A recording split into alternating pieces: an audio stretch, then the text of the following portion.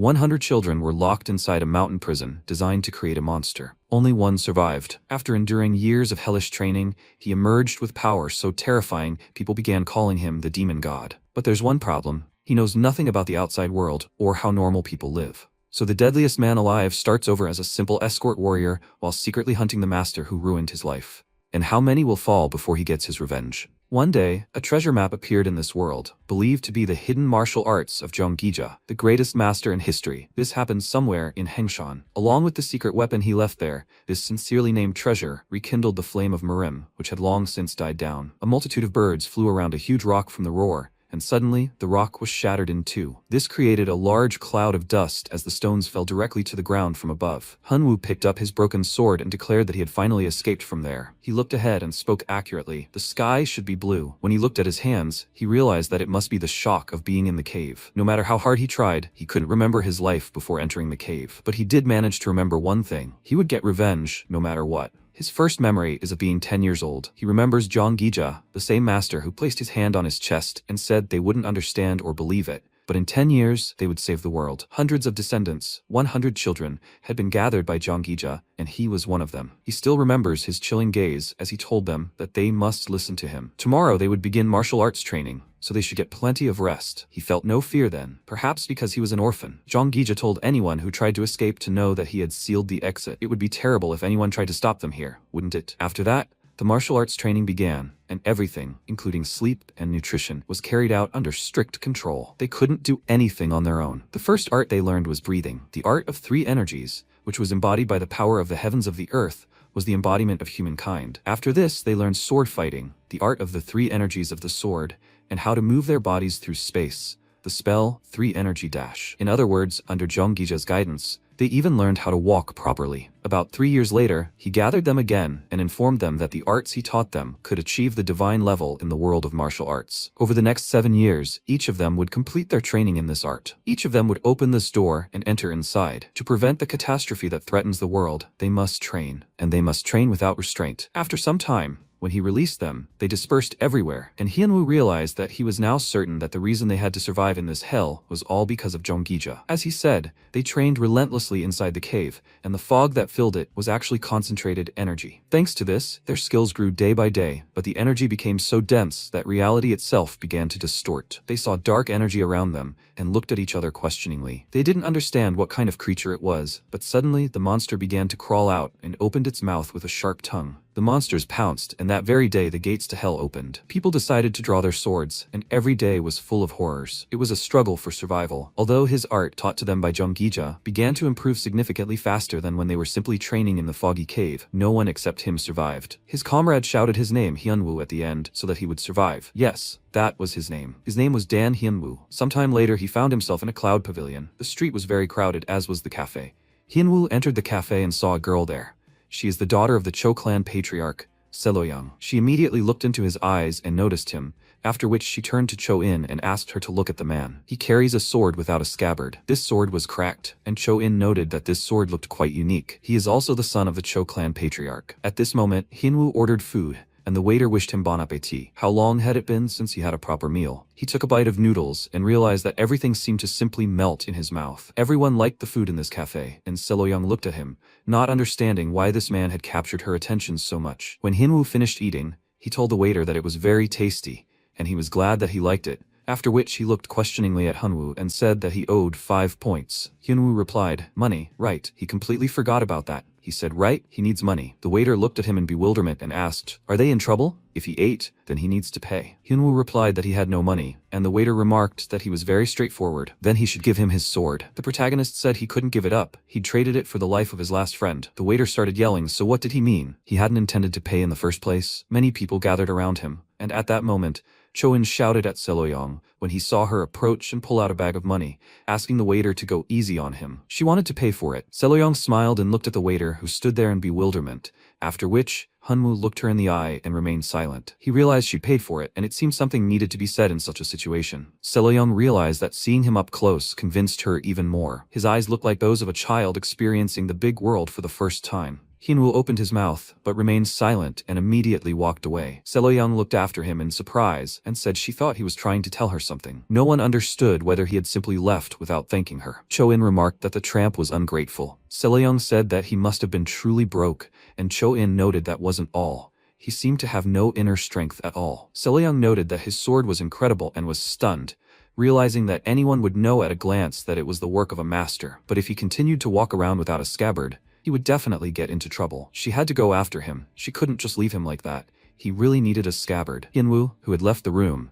realized that since she had paid for it, he should have thanked her. After some time, many people gathered in the Cloud Pavilion. It was a meeting to discuss the influence of the Murim alliance, which was truly impressive. Seloyoung mentioned that the entire room was packed with alliance warriors. Cho-in responded that it was truly impressive and that he hadn't expected the alliance leader to personally make the first move. The head of the escort agency serving the Sima Chol clan would go through immediately. Since the unconventional alliance and the Green Forest bandits were moving toward them, he was forced to do so. He knew there was some truth to this, but so many people followed him, likely because of his reputation. The strongest, greatest martial artist in history was Jeong Gija. He was said to possess incredible precognition and numerous trapping techniques, as well as powerful martial arts and an extraordinary ability to read the flow of heavenly energy. In his later years, Jeong Gija created a martial art called Shadowblade Flash, which shocked the world. Using trapping techniques in a unique way, he passed on his art to a simple vagabond and transformed this nameless vagabond into a true martial artist in 3 years. Of course, this master was soon declared a public enemy and met a humiliating death, but this only brought more attention to Jeong Gija, and many groups set out to search for him. But he vanished without a trace. Then the clan patriarch discovered a treasure map that was supposed to hide Jeong Gija's martial arts knowledge, and naturally, all of Murim followed him. Since he was accompanying them at the clan patriarch's request, nothing should happen, but they still had to be very careful. Understand? Sometimes things happen in this world that are impossible to predict. After some time, Cho-in turned to his sister and said, "Is she going after this vagabond?" He was against it. He had no connection to them and knew no improper manners. She would waste her kindness on him. Seloyoung tried to object, and at that moment, Sima Chol agreed. After all, breaking away from the group would be too dangerous, and besides, the alliance leader was supposed to be here soon, right? Seloyoung looked down sadly and said she would follow their advice. Meanwhile, Hyunwoo was among the ordinary people on the street and approached a market where a vendor was quoting the price of his goods. The customer was demanding a discount. Loud music was playing and people were dancing. Hyunwoo looked around and remarked on how peaceful it was here. He noticed a loving mother and her son who was thanking his mother for her purchase. He was very surprised by this, and he remembered his past when his friend told him that they must get out of here no matter what, and that outside they would be able to do things they never could before. He asked him to promise him one thing. If he gets out, he should go to his house and tell his father everything. His friend was a guy named Aksegi, and the protagonist replied that he would tell him himself. He laughed and replied that yes, he would tell him himself, and that his friend should not die. And yes, they would definitely survive. When the battle began, Aksegi fell under the influence of the monster and shouted at Hyunwoo to watch out. He noticed the creature, but before he could move, Aksegi took the full blow and died. Hyunwoo still didn't understand why he did it, because it should have been him. He begged him to get up because they wanted to go to his father. Aksegi replied that he was the strongest among them and he must survive, and tell his father that he was sorry. His friends and all their lives were ruined. His freedoms were bought at the cost of 99 lives. He owed them everything, and he swears to them that he will collect the debt from Jeong Gija. When he reached the premises, he realized he had been wandering aimlessly and came here again. He opened the door slightly and saw the very girl who had paid for him and realized she was still here. And if you think about it, he never thanked her. He looked at her through the crack and also saw a crowd of people gathered, saying that if they didn't rest, they would reach the destination in a day, and that they should move quickly and keep up. They listened to their leader and shouted, "Yes, indeed." With these words, they ran out of the premises, and Hyunwoo watched in bewilderment as Seloyoung ran out of the cafe and realized that the girl was also with them. But where were they going? After some time, the entire clan team decided to rest at the entrance to the Hengshan. He watched them confused. Were they going where he came from? The group behind them is also moving towards that place. What are they looking for? One of the men said that the traditional Green Forest Bandit Alliance had changed their minds. This worried him. Times like these are always dangerous. His friend confirmed this thought and replied that they had learned that they were going in the opposite direction from their goal. The man said that everything would be fine and that they shouldn't worry so much. The leader of the alliance. It was the Chonchon Alliance advisor. Dako asked again, "Is this true?" Maybe his instincts had dulled. At that moment, Seloyoung breathed a sigh of relief and was approached by the deputy leader of the Rising Dragon Squad, Cholin of the Murim Alliance, who asked, "Madam, she seems tired. Maybe she should take a rest?" He could talk to the alliance leader about this. Choin defended her and said that there was no need, since he would take care of her himself, and that he should leave them alone. At that moment, their enemy approached them and said, Here they are. He finally found them, the Miram Alliance. They are hiding well, guys. It was a bloodthirsty demon, a bandit from the Green Forest, and the leader of a minor evil fortress. Chanchan addressed the warriors and told them to prepare themselves. They must be careful, as it seemed they had joined an unconventional alliance. Dako understood that the leader of the fortress, a blood demon, was a martial artist who would be difficult to deal with. They exclaimed, "Let these traditional freaks taste blood." At that moment, a frantic fight broke out between them,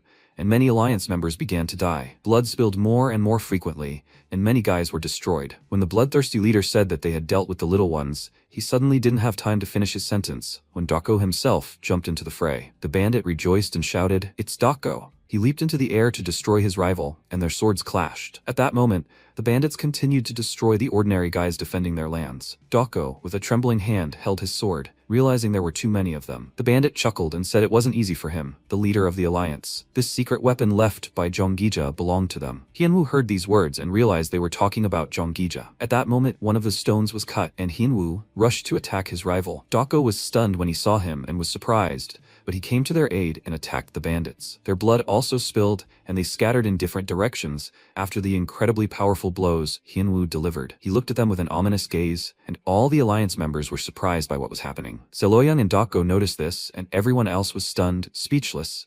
But where was Jonggija? Dako didn't understand where he came from. He hadn't even felt a thing. Chanchan turned to him and said that he appreciated his help. But why was he looking for him here? Jonggija had already died 10 years ago. When Hienwoo heard this news, he was frozen with horror. He asked again, "Is Jonggija dead?" But he hadn't yet avenged his fallen friends. He said he didn't believe it, then lowered his gaze. At that moment, magical rays of light began to spread through the forest.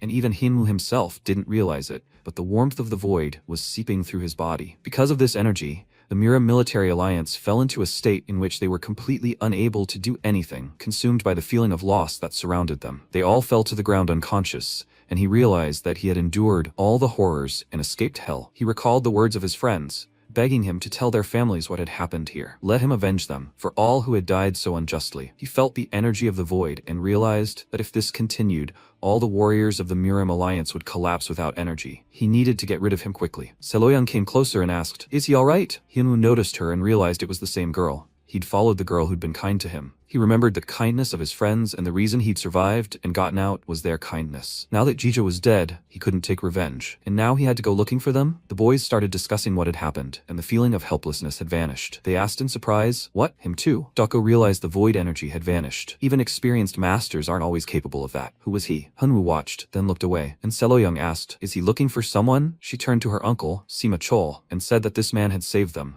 Maybe they could at least help him find who he was looking for. She hesitated, and Sima Chol considered how difficult it would be to refuse her request to help the man who saved them. But the Alliance warriors were nearly swallowed by the void energy. Would the Alliance leader really allow this? Dako lowered his gaze and paused, then realized he dealt with the Green Forest bandits and the unconventional Alliance in an instant. He was incredibly dangerous, and with their losses, it was better to keep him close than let him go. He agreed and extended his hand. Sima Chol asked if he wanted to work for an escort agency. The people around him began to question him.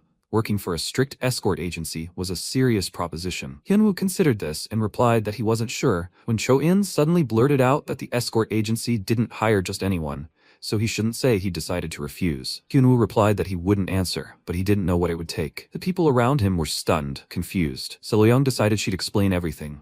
Escort services are services that transport cargo on request and protect clients. Sima Chol considered this, wondering if this was the right choice. The boys wondered where this country bumpkin had come from, but they'd seen his sword and felt it too. Killer energy was radiating from it, indicating it was definitely no ordinary weapon. One of them chuckled and asked how such masterful workmanship could have ended up on the belt of a simple country bumpkin. Indeed, such a person needed a worthy wielder even more than he needed. There were too many witnesses here now, so they'd wait until the Alliance leader and squad leader left for Hengshan. After a while, evening fell and a beautiful sunset appeared. They found themselves near Hengshan Rock, and Chanchan said, this is what they were looking for. They felt uneasy here. Everyone exchanged glances, and Hienwoo realized they were looking for that place. Doko asked if they could finally see Jonggija's secret techniques. Chanchan explained that they couldn't find the entrance to the cave because no one had seen anything there. They couldn't waste time and would have to fight their way through the mountain. Doko noted that doing so could damage Jonggija's records. Hienwoo thought for a moment and realized that the place he'd left was already blocked, and he'd have to find the place Jonggija had used.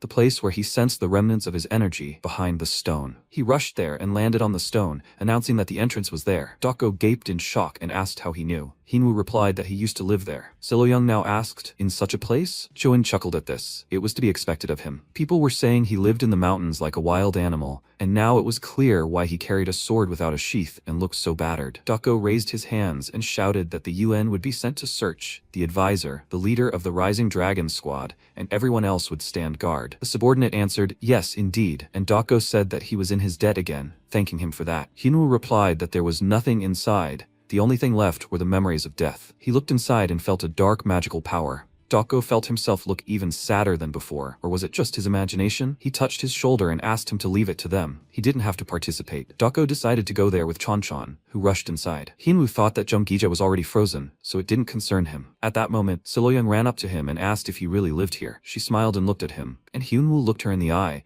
when suddenly two guys got ahead of her and she screamed angrily, "What are they doing?" They replied that there was no guarantee he wasn't a bandit spy. Seloyoung asked what he was talking about. He was saving them from them. Choen asked again, is she sure about that? What if this was just an act to lull them into a false sense of security? The guy was saying that if he was truly innocent, he wouldn't mind handing over his sword. The guy realized that up close, everything became even clearer. The sword looked old and worn, but he had never seen such deadly energy flowing from it. Hyunwoo grabbed the sword and asked if he wanted him to hand it over. The guy smiled and said that he should give it here. He replied that a deceased friend had entrusted him with this sword, so he wouldn't give it to anyone as long as he lived. He looked menacingly at the guy and said nothing more. The guy smiled, and Seloyan watched silently, when suddenly he was closer, and Hinwoo realized that one of them had circled around to attack from behind, while the other was pressing from the front, and they were about to attack him simultaneously. In that case, he would bend and cut them. The guys exchanged glances and rushed forward. Hinwoo had known all their moves from the start, and one of them shouted that he would have given up the sword nicely,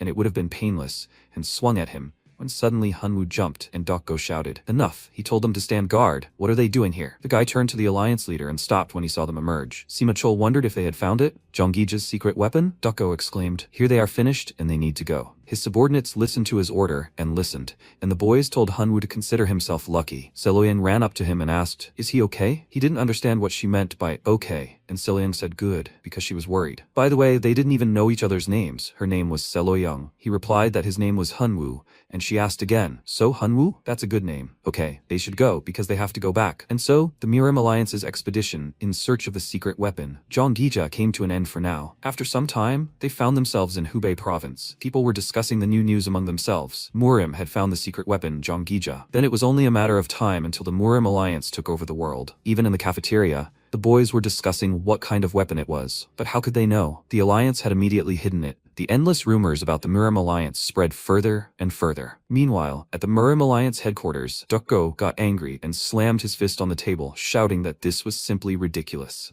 No one would believe them even if they bluntly said there was no secret weapon of Jeonggija. It was a meeting of elders, and one of them asked, "Do you think this is the end of it, Alliance leader?" The rumors had already reached Wuhan and filled all of Hubei. All they found in the cave was this wooden box, apparently left there by Jeonggija, and inside it was a letter. Chon-Chon asked, "What did it even say? A blood demon?" He wrote that the blood demon would plunge the entire martial arts world into chaos, and to prevent this, he took on hundreds of disciples. They would teach them how to use their power to stop the blood demon. To control these masters, the yin-yang parasite contained in this box was necessary. The blood demon would not achieve its goal this way. They opened the box and felt the energy emanating from it. It's surprising that no one had ever heard of the yin-yang parasite before, and there was no trace of the hundreds of disciples mentioned in the letter in the cave. How could anyone believe something like that? The elder asked if he meant the letter was just the ravings of a madman. He replied that he didn't think so, but rather that some unknown force was behind it. Chon-Chon asked if he had reason to be suspicious of the alliance leader. Firstly, he had a feeling that the Green Forest Bandits' true goal wasn't to use Gija's secret weapon,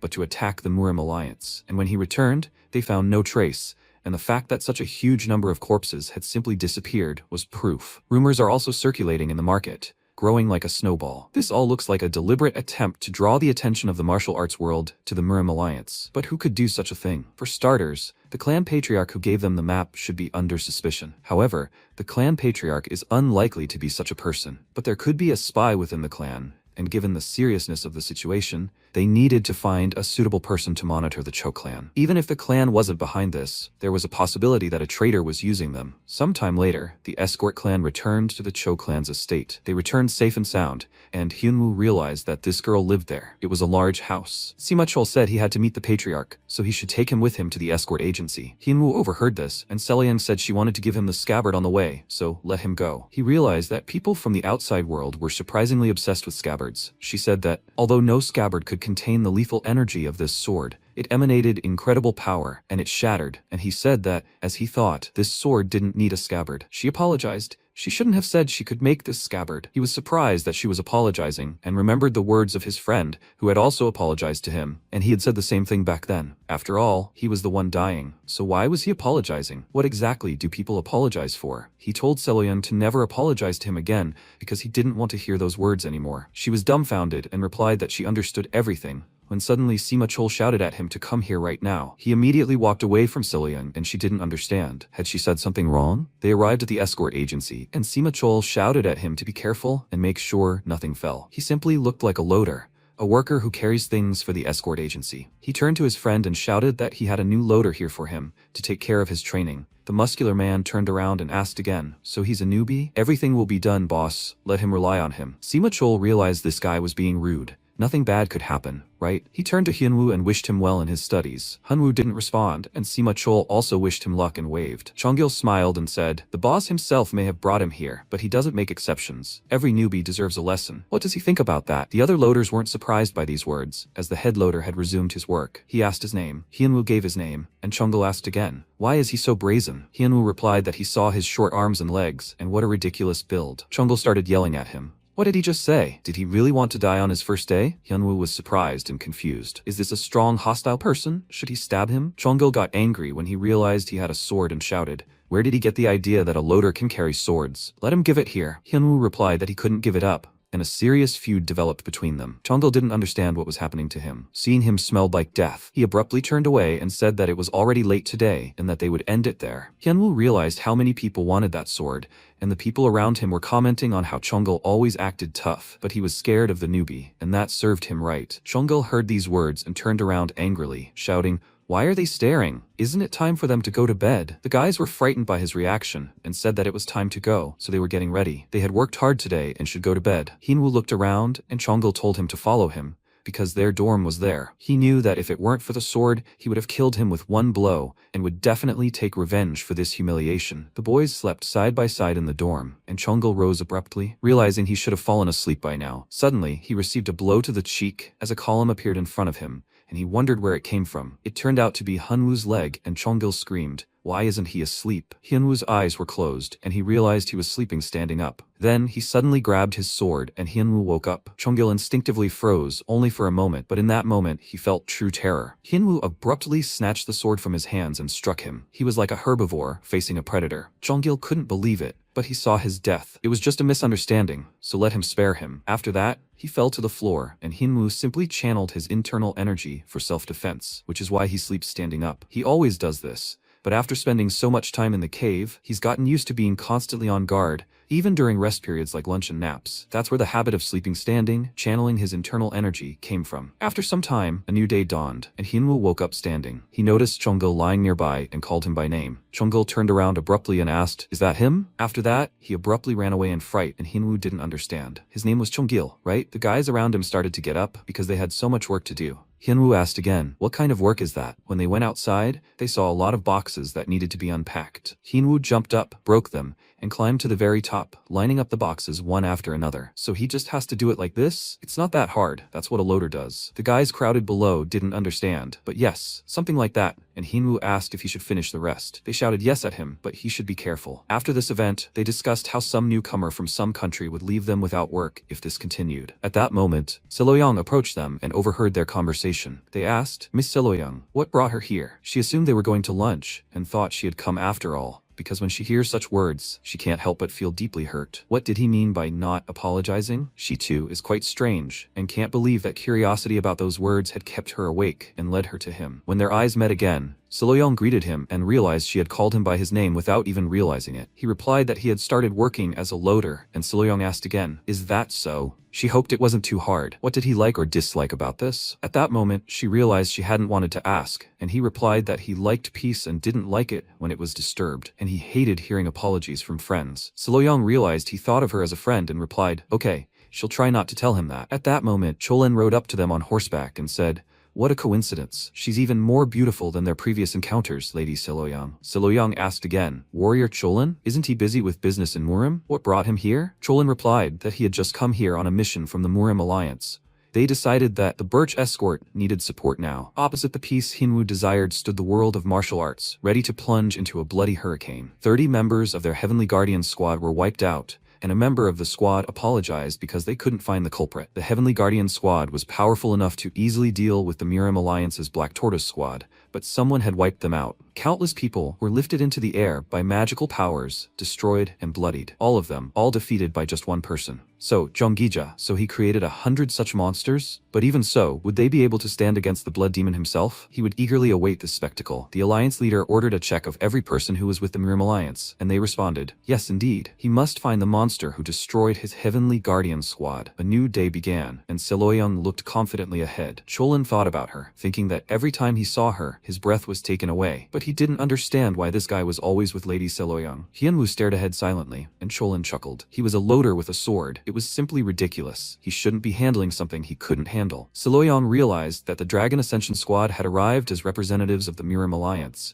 If any problems arose, they could be in trouble. She said Hyunwoo wasn't listening, and Cholin asked in surprise, were they already addressing each other as friends? Cholin's younger sister said that he was in such a hurry to carry out the Alliance leader's orders because he wanted to see his mistress. At that moment, an escort warrior approached them and asked Hyunwoo if he was Hyunwoo. He replied, "Yes, that's his name." Siloyong didn't understand what was happening, and the warriors noted that his mistress was also there. His name was Hyunpei, and he said he came here on orders from the corner office to train a new loader who would join the next mission and escort. Siloyong asked again, "But he just started working and is already going on escort missions?" Cholin chuckled and replied that that was his job, traveling and escorting cargo. He understood that this was excellent, because it was his chance to get closer to Siloyong without any freak who could interfere. Hyunwoo asked again, "Escort missions?" He didn't know what that was, but he wouldn't give them his sword. Hyunpei asked again, "What, his sword?" "Fine, let him follow him." Surprisingly, he immediately started talking condescendingly to him. Cholin asked why he was taking so long to get ready. After all, the senior warrior was waiting for him. "Aren't he afraid of being fired?" Miran chuckled at the strangeness of men, even the deputy leader acting like a child. But this man, he didn't even flinch at these provocations. Maybe his sword is not really for show? Siloyong asked Hyunwoo, where was he going? Did he really get offended and leave? Apparently, there's nothing special about him. Hyunwoo said he'd go after him, and Siloyong asked again. He replied that he didn't want to get fired and would go after him. Siloyong called him by name again and watched him go, but Hyunwoo didn't turn around. Some time ago, Sima Chol said that Chonggil would train him as a loader, and he should make sure Hyunwoo didn't cause trouble during the escort. They also needed to get rid of him quickly, before he got too close to Siloyong. Hyunpei asked again, but why should the boss coddle him? He's an adult, after all. Sima Chol replied that he'd understand when he saw him. At that moment, Hyunpei considered ignoring his manner of speech, since he lived alone in the mountains, but a loader with a sword was pretty strange. He asked, so, he's learning fencing? Hyunwoo replied that it was the art of the 3-energy sword. Hyunpei realized he was training because he wanted to become a warrior in the escort agency, and said that the 3-energy sword is the basis of martial arts. But in the real world, many techniques work much better. He abruptly pulled out his sword. Hyunwoo tensed, after which, Hyunpei asked him to show him his 3-energy sword skills. Hyunwoo asked again, did he mean to say he was going to kill him? Hyunpei asked in surprise, what do you mean, kill? He just wanted to test his strength in a friendly duel. Hyunwoo didn't understand what that meant because he was stronger than him, and Hyunpei asked again, what? How could that be? He had trained all his life, and Hyunwoo had barely picked up a sword,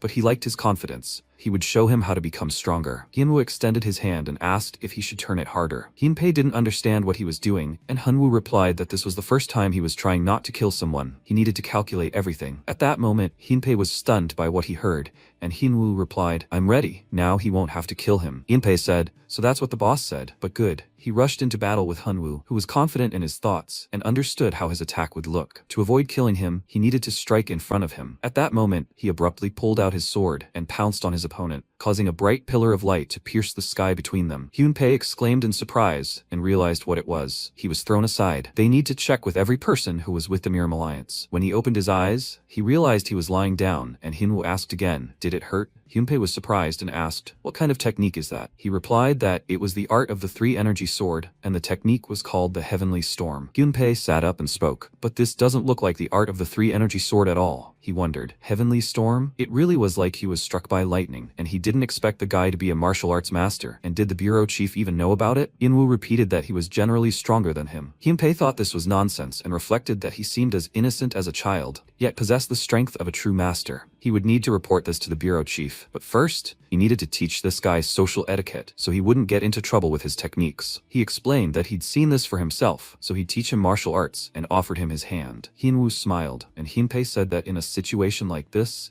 he should offer his hand to a comrade and help him up. Hinwoo understood and offered him his hand. That's how he settled into Hyunpei's home. Hyunpei was surprised that he slept standing up and asked if it was really true. Hinwoo began to learn about the outside world, a skill he'd been honing over the years. When Hinwoo went outside, he'd change right there, and Hyunpei would yell at him not to change outside, which made him feel embarrassed. As a result, Hyunwoo became a loader under Hyunpei's supervision and gradually began to open up to the world. Hyunpei exclaimed that taking off his pants was even more forbidden. Miran watched everything unfold, recalling Dokko's words, stating that their mission was to monitor the Cho clan patriarch's every move. They obeyed him but were surprised. Why? Dokko replied that if the patriarch was somehow connected to the Greenwood bandits who attacked them, they must find evidence. Did they understand him? Miran shouted, "Yes, sir. They are following the will of the alliance leader." She thought there was nothing suspicious here except this naked man. Suddenly, she looked up at Seloyoung and remarked that she had unusual taste. Seloyoung looked at Hunwoo sheepishly and remarked that he had become a real member of the escort agency. A new day dawned sometime later,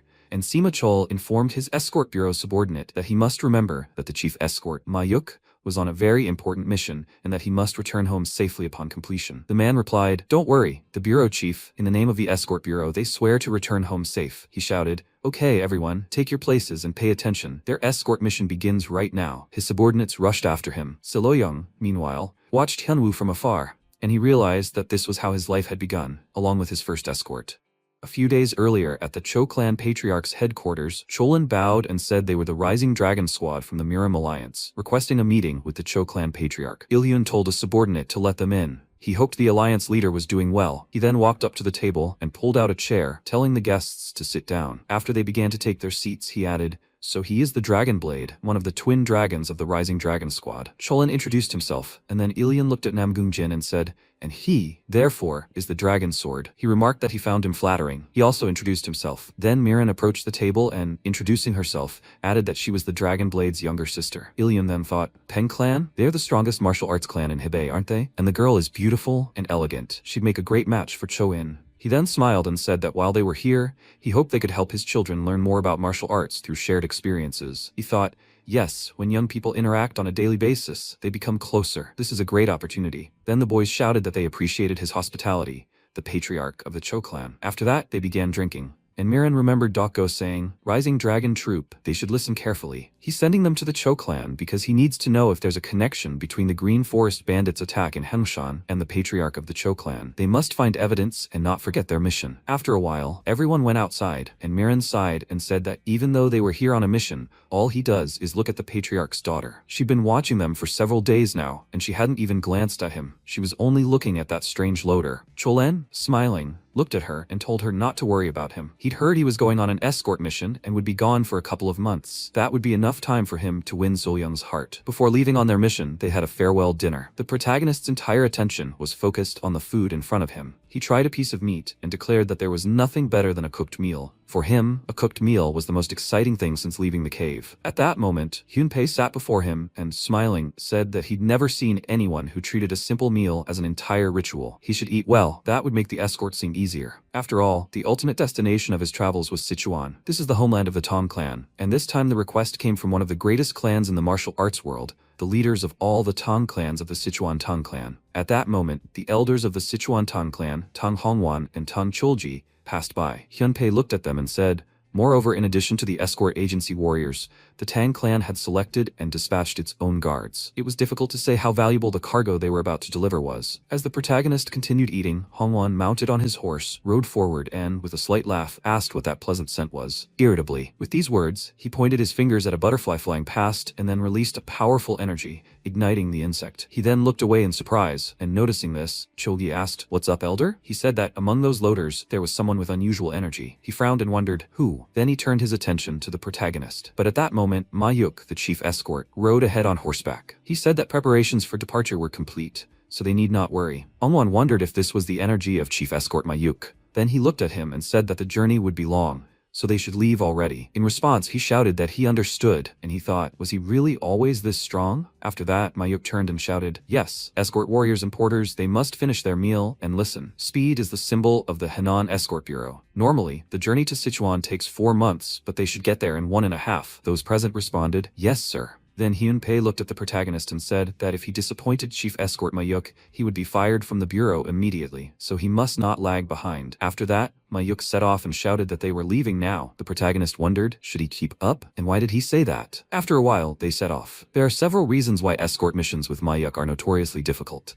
First, he adheres to the rules very strictly and doesn't tolerate shortcuts. But the main problem is that not only do martial arts trained warriors have to keep up the pace, but the porters also have to run at the same speed as horses and carts. At that moment, Hyun Pei ran next to the protagonist and said, "Hyun-woo, he should hold out a little longer. It's time to rest soon." But for Hyun-woo, the escort bureau's speed was no more difficult than a simple walk. After a while, the sun disappeared behind the horizon, and Mayuk, looking at Hyun Pei, asked, "Are you awake?" The MC stood silently behind them, and Hyun Pei awkwardly scratched the back of his head and said, "No, he just sleeps standing up." And so Hyun-woo and his escort reached Maopingding, a journey that usually takes 4 days. After a while, they set off again, and a few seconds later, Cheolgi stopped his horse and shouted, "Stop!" A spear flew straight at him.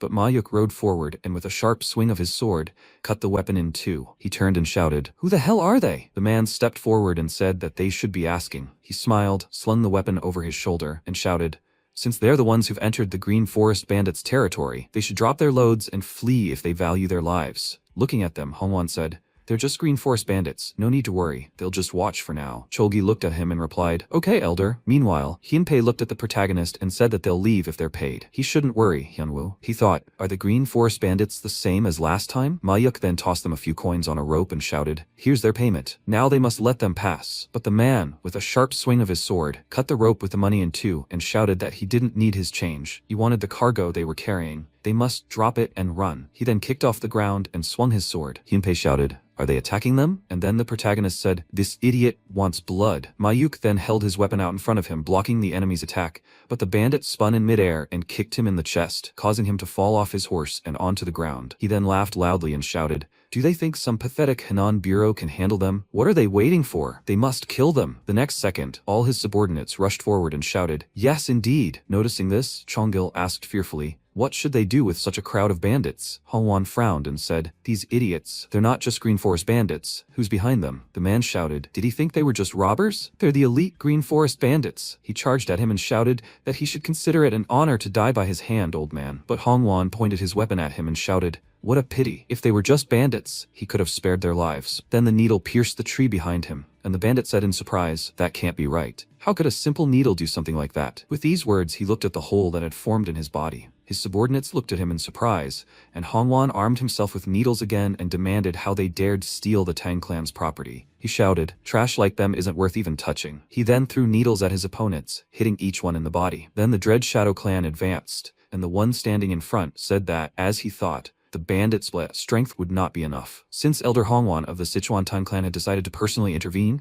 they could no longer hold back. This was the order of the Dread Shadow clan's leader: leave no one alive. At that moment, Hongwan, looking at Cheolgi, told them to prepare. This enemy was even more serious. He replied that he understood. He added that even if every member of the escort bureau perished, they were obliged to deliver the cargo to the Sichuan Tang clan. They were the elite, personally chosen by him. No matter what happened, they must protect the cargo and deliver it. The next second, their opponents charged, one of them ordering them to kill them all. A terrifying battle ensued, swords sparking in all directions, with MC standing at the epicenter. People all around shouted, "Don't break formation." The next second, one of the loaders was wounded, and Mayuk, gritting his teeth, thought that their accompanying warriors were no match for them. They were true martial artists. The Sichuan Tang clan seemed stronger, but they weren't planning on defending. The next second, the attacker wounded Hyunpei, and the protagonist noticed. The warrior kicked off the ground and prepared for another attack on Hyunpei. At that moment, the protagonist remembered how he smiled and asked, "If it's so delicious, wouldn't he like to share?" He then concentrated energy in his sword and swung it sharply, releasing a powerful electrical energy. Hyunpei turned around in confusion, and the other warriors wondered what that explosion was. Did lightning strike? Then Hyunpei cried out in surprise, "Hyunwoo, did he use his heavenly storm? Hurry! He must help the others." He asked in response, "Why?" He only saved him because he was helping him. And Hyunpei shouted indignantly, "What do you mean, why? They're all part of the escort mission." He's begging. At that moment, one of the enemy's swords pierced Mayuk's body, and Chonggul fell to his knees and raising his hands shouted that they were simple loaders. They didn't have any energy for fighting. At that moment, MC sighed and said he didn't understand what he was talking about. But if he was asking, then fine. With that, he frowned and abruptly charged. The battle continued, and one of the warriors shouted, "Such cheap tricks won't work against them, Hongwan. It's not too late. They must surrender and leave the cargo. After that, they must flee if they want to live." The next second, the protagonist appeared behind the warrior, and Hongwan wondered in surprise what had slipped past him. Only Hongwan could barely catch his movements. After that, the protagonist said, "That's enough." A powerful electrical energy exploded around him, and he turned to look at it. Meanwhile, Umanhyo looked up at the sky and asked, "Was the entire Dread Shadow clan wiped out?" He was sure that would be enough to deal with the escort agency. And that old man from the Tang clan, right? She was the leader of the Dread Shadow clan from the Uman clan. With that, she adjusted a strand of her hair, and Yonsa stood behind her, asking for forgiveness. It seemed there was a martial artist among them, one that hadn't been reported. They would find out who it was and return, but she said no need, she would go herself. He shouted in surprise, "She's going herself?" And she smiled, and placing her hand on her chest replied, "Ah, yes, she wants to see that master in person." Although the Uman clan isn't among the 5 great clans, it's in no way inferior to them. They control a third of the world's trade and spread their influence through their considerable financial power. Secretly, the Uman clan received information from the Sichuan Tang clan through their spies. Uman Huang approached the railing and asked, "Have they discovered what they're hiding?" A subordinate stood behind him and said, "Yes, the Sichuan Tang clan has succeeded in producing thunder bombs. Together with the Hua clan, with the help of the Henan Escort Bureau, they are transporting 5 carts of cargo to the Sichuan clan headquarters." Wang turned slightly and smiling asked, "Does he mean to say that the Sichuan Tang clan has discovered the method for creating thunder bombs, which disappeared hundreds of years ago along with the Thunder Sect?" He was the patriarch of the Uman clan. He then added, "Together with the Hua clan. Even if they work together, he doesn't think they are capable of creating such a powerful thing." His subordinate replied, "In fact, the patriarch of the Hua clan is a distant descendant of the Thunder Sect." Huang handed a few seeds to the sparrow that flew in and said, "The descendants of the Thunder Sect have restored what was lost to the world. A whole 5 carts, if we recall the records of Thunder Bomb research, could wipe out several ordinary sects without even breaking a sweat. They must get them, and how to create them." With these words, he clutched the sparrow in his hand, and his subordinate said, "In fact, the young lady, having learned this, went after them with the Dread Shadow clan." Huang shouted indignantly, "What did he say? Where did she go?" He replied that by now she was most likely already at Mount Pingding. Thanks to Hunwoo's help, the escort bureau dealt with the attackers, but they lost almost all of their warriors. After some time, Cholgi said, only the escort chief, Mayuk, who was seriously wounded, and one warrior named Hunpei survived. Only a few terrified loaders remained with them. It would be difficult to complete the delivery under these conditions. They should leave Mount Pingding and contact another escort agency. Hongwan said no, they would have to trust them to the very end. Cholgi frowned and looked at him indignantly. But why? How could they trust this mission when they were in such dire condition? Wouldn't it be better to find new movers among the locals? With his celestial storm, they had nothing to fear. Then Hongwan looked at him and shouted, "What?" And he stood up and asked, "Uncle, has he finally completed learning the Tang clan's secret technique, the celestial storm?" He was congratulating him, but he could have at least hinted at it. He sighed in response and replied, "True." He barely noticed it himself, and they saw nothing at all. But it wasn't he who used the celestial storm against the attackers. He wondered, what, if it wasn't him, then who? Halmon turned his gaze to the protagonist and said, if his eyes weren't deceiving him, it was that sword-wielding porter, Hyunwoo. He then approached him and asked what sect he belonged to. The protagonist was surprised. Sect? What did that mean? He replied, the place where he started practicing martial arts. MC thought Gija had never taught them martial arts. He'd simply abandoned them to survive in hell, his abilities developing naturally. Through brutal battles, close calls, it belonged only to him, so he didn't have a place where he learned it. Then he said, he doesn't have that. Hongwan shouted in surprise. What is he talking about? He doesn't have a sect? He doesn't mean to say these powers fell upon him from the sky, does he? And why was he speaking so rudely to a martial arts elder and the Tan clan elder? Hearing what was happening, Hinpei ran toward them and shouted, no. Hongwan was indignant. Was he looking for a fight? But the next second, Hinpei stepped between them and said, sir, his friend lived alone in the mountains for a long time. That's why he's like this. He's trying to teach him some manners, so he asks him to please forgive him. Then Hongwan frowned and thought, so, is he one of those brats who thinks they're better than everyone else because of their strength, and all for the sake of completing the mission? Besides, he really is strong, and he also seems to be listening to the words of this escort warrior. In that case, the next second, Hyunpei turned back slightly and, turning to the protagonist, said, please, if he's going to continue talking to people like that, it would be better for him to keep quiet altogether. Then Hongwan noticed that he was stronger than he thought. Hyunpei was surprised. Who? He replied that he would take the place of Mayuk's main escort and see this mission through to the very end. He thought then, no matter what happens, they will be protected by the one who wields the heavenly storm. He cried out in surprise. What? Then Mayuk, clutching the bandaged wound on his body, sat up and said, yes, Hyunpei, only he remains. He should go back for reinforcements. He will lead them, he thought. Yes, someone must take charge of this mission. Then he bowed and shouted that he understood. He might not be the most worthy, but he would take the lead and carry out this escort mission all the way to Sichuan. Hongwan replied that they would do just that. It was too late to move out today, so they would rest until tomorrow. The next second, Chulgi wondered in surprise. How is this possible? A simple loader turned out to be a powerful martial artist who wields the heavenly storm, and so the Henan Escort Bureau mission continued with Hyunpei at the helm. Hyunpei then shouted that everyone should go to bed now. Meanwhile, Mayuk was returning to the bureau to report the attack as soon as possible. He raced on his horse and thought, no matter how strong this loader Hunwoo was, if the attacks continued, everyone would be in danger. He needed to get back to the bureau quickly, so they could send reinforcements. Then he glanced to the side, gritting his teeth, and wondered what was going on. What was that escort heading toward the bureau with him? He had a bad feeling. He needed to hurry. But the next second, a hook on a long chain struck his head, knocking him from the saddle. And then a group of phantom assassins, the Blood Demon Assassin Corps, jumped out of the forest. Their leader said that the rat had been dealt with, and now they were at the Cho clan's estate. Meanwhile, Il-hyun sat at the table, brush in hand. He sighed loudly and said that work wasn't over today. Chol sat opposite him and asked if they could take a break for today, since he was tired. He replied, no. The more they put off work and training, the less they'll want to do it. It needs to be finished. Then a few drops of paint fell on the table, and Il-hyun frowned, wondering what that sensation was. At that moment, the warriors standing guard were attacked by ghostly assassins. One of the warriors shouted, idiot, who the hell is he? Before he could finish speaking, a sharp sword pierced his body. The survivors screamed. They were under attack. They needed to grab their weapons and defend themselves. At that moment, Il-hyun rose from the table and thought he knew it. One of the ghostly assassins said they were at the Cho clan's estate. They must kill everyone. No one must be left alive. They continued to advance, and Chol, grabbing his weapons, shouted, how dare they attack the Cho clan? But the next second, Il-hyun shouted, headmaster, he must wait. He turned and shouted, patriarch, is something wrong? He replied, the killing intent he felt seemed strange. That is to say, he didn't think they could easily resolve this situation, even if he joined the fight. At that moment, a bloody battle continued outside, and Il-hyun said, so he needs to go elsewhere now. A few seconds later, Chol ran to the room and, grabbing the door, shouted, it's urgent. He's coming in. Sol-young turned around in surprise and asked, what? And he shouted, Sol-young, they need to get out of here quickly. She needs to take her things and they'll leave. She became wary and asked, what's going on? Where's her father? Meanwhile, the fighting continued in the clan. The clan members were screaming. No, they were begging for help, letting out loud cries, and then one of the ghost assassins shouted, they must also kill everyone the escort bureau finds. The others shouted, it will be done. Meanwhile, Sol-young and the others rode away from the estate on horseback. She turned around, noticing the buildings engulfed in flames, and said that the fire from the estate had spread to the Henan escort bureau. But the next second, Chol shouted, she mustn't stop, Sol-young. They need to get out of here. She wanted to protest, but her father was still there, and he shouted, have she forgotten who her father is? He is Il-hyun, the strongest spearman and patriarch of the Cho clan. At that moment, Il-hyun grabbed his weapon, knocking down the wall of the top floor of the building. Chol added that he had no equal in the entire Shuchang region. At that moment, several phantom assassins noticed him. One of them said, so this is the leader of the Cho clan. They must deliver his head to him. The next second, the warriors jumped up and Il-hyun jumped down. Meanwhile, Chol shouted, doesn't she understand? The patriarch decided to delay them so she could escape. Cho-in, standing nearby, said, uncle is right, she should trust her father, Sol-young. Tears began to stream down her face. She wanted to protest, but Chol said they needed to hide.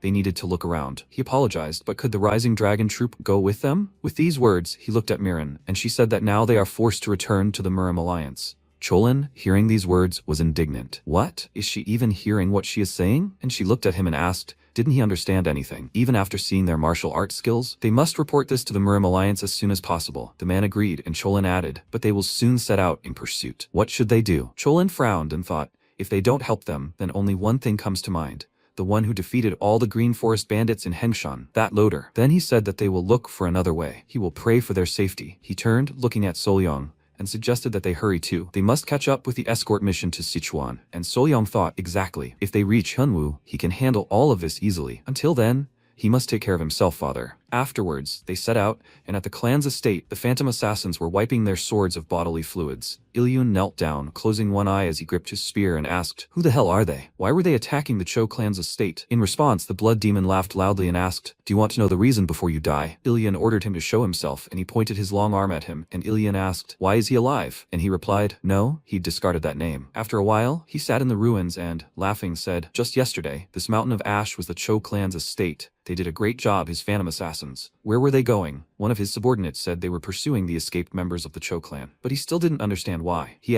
was asking, why did he, a blood demon, destroy the Cho clan's estate? Blood Shadow he knew, but what about his connection to Gija? He frowned and replied that he knew they were rivals who had laid down their lives for this. He replied that it was true. There was a bond between him and Gija that could not be broken. Of course, now only he remained. It was here that Gija first decided to take 100 disciples to stop him, right here in the Cho clan's estate. Wasn't it logical to start from here? The first step in destroying all of Gija's plans. That's why he couldn't leave a single sapling of the Cho clan's bloodline alive. Meanwhile, Chol turned slightly and thought, damn, when did they manage to get there so quickly? Just a little more, and they would reach the escort mission. Choin moved swiftly forward while the dark aura approached him from behind. Chol shouted, "Choin, they're already here. He can't fall behind." He shouted that he would definitely catch up, but the most important thing was to protect Selyang, and she was surprised. What was he talking about? No, she wouldn't allow it. At this rate, it was because of her that they were going to die. Before she could finish speaking, a sharp sickle pierced Choin's chest, and Chol called out to him in alarm as Choin was pulled from his horse. Selyang, tears in her eyes, tried to call out to him. She screamed, "No," but the ghostly assassins continued to run forward.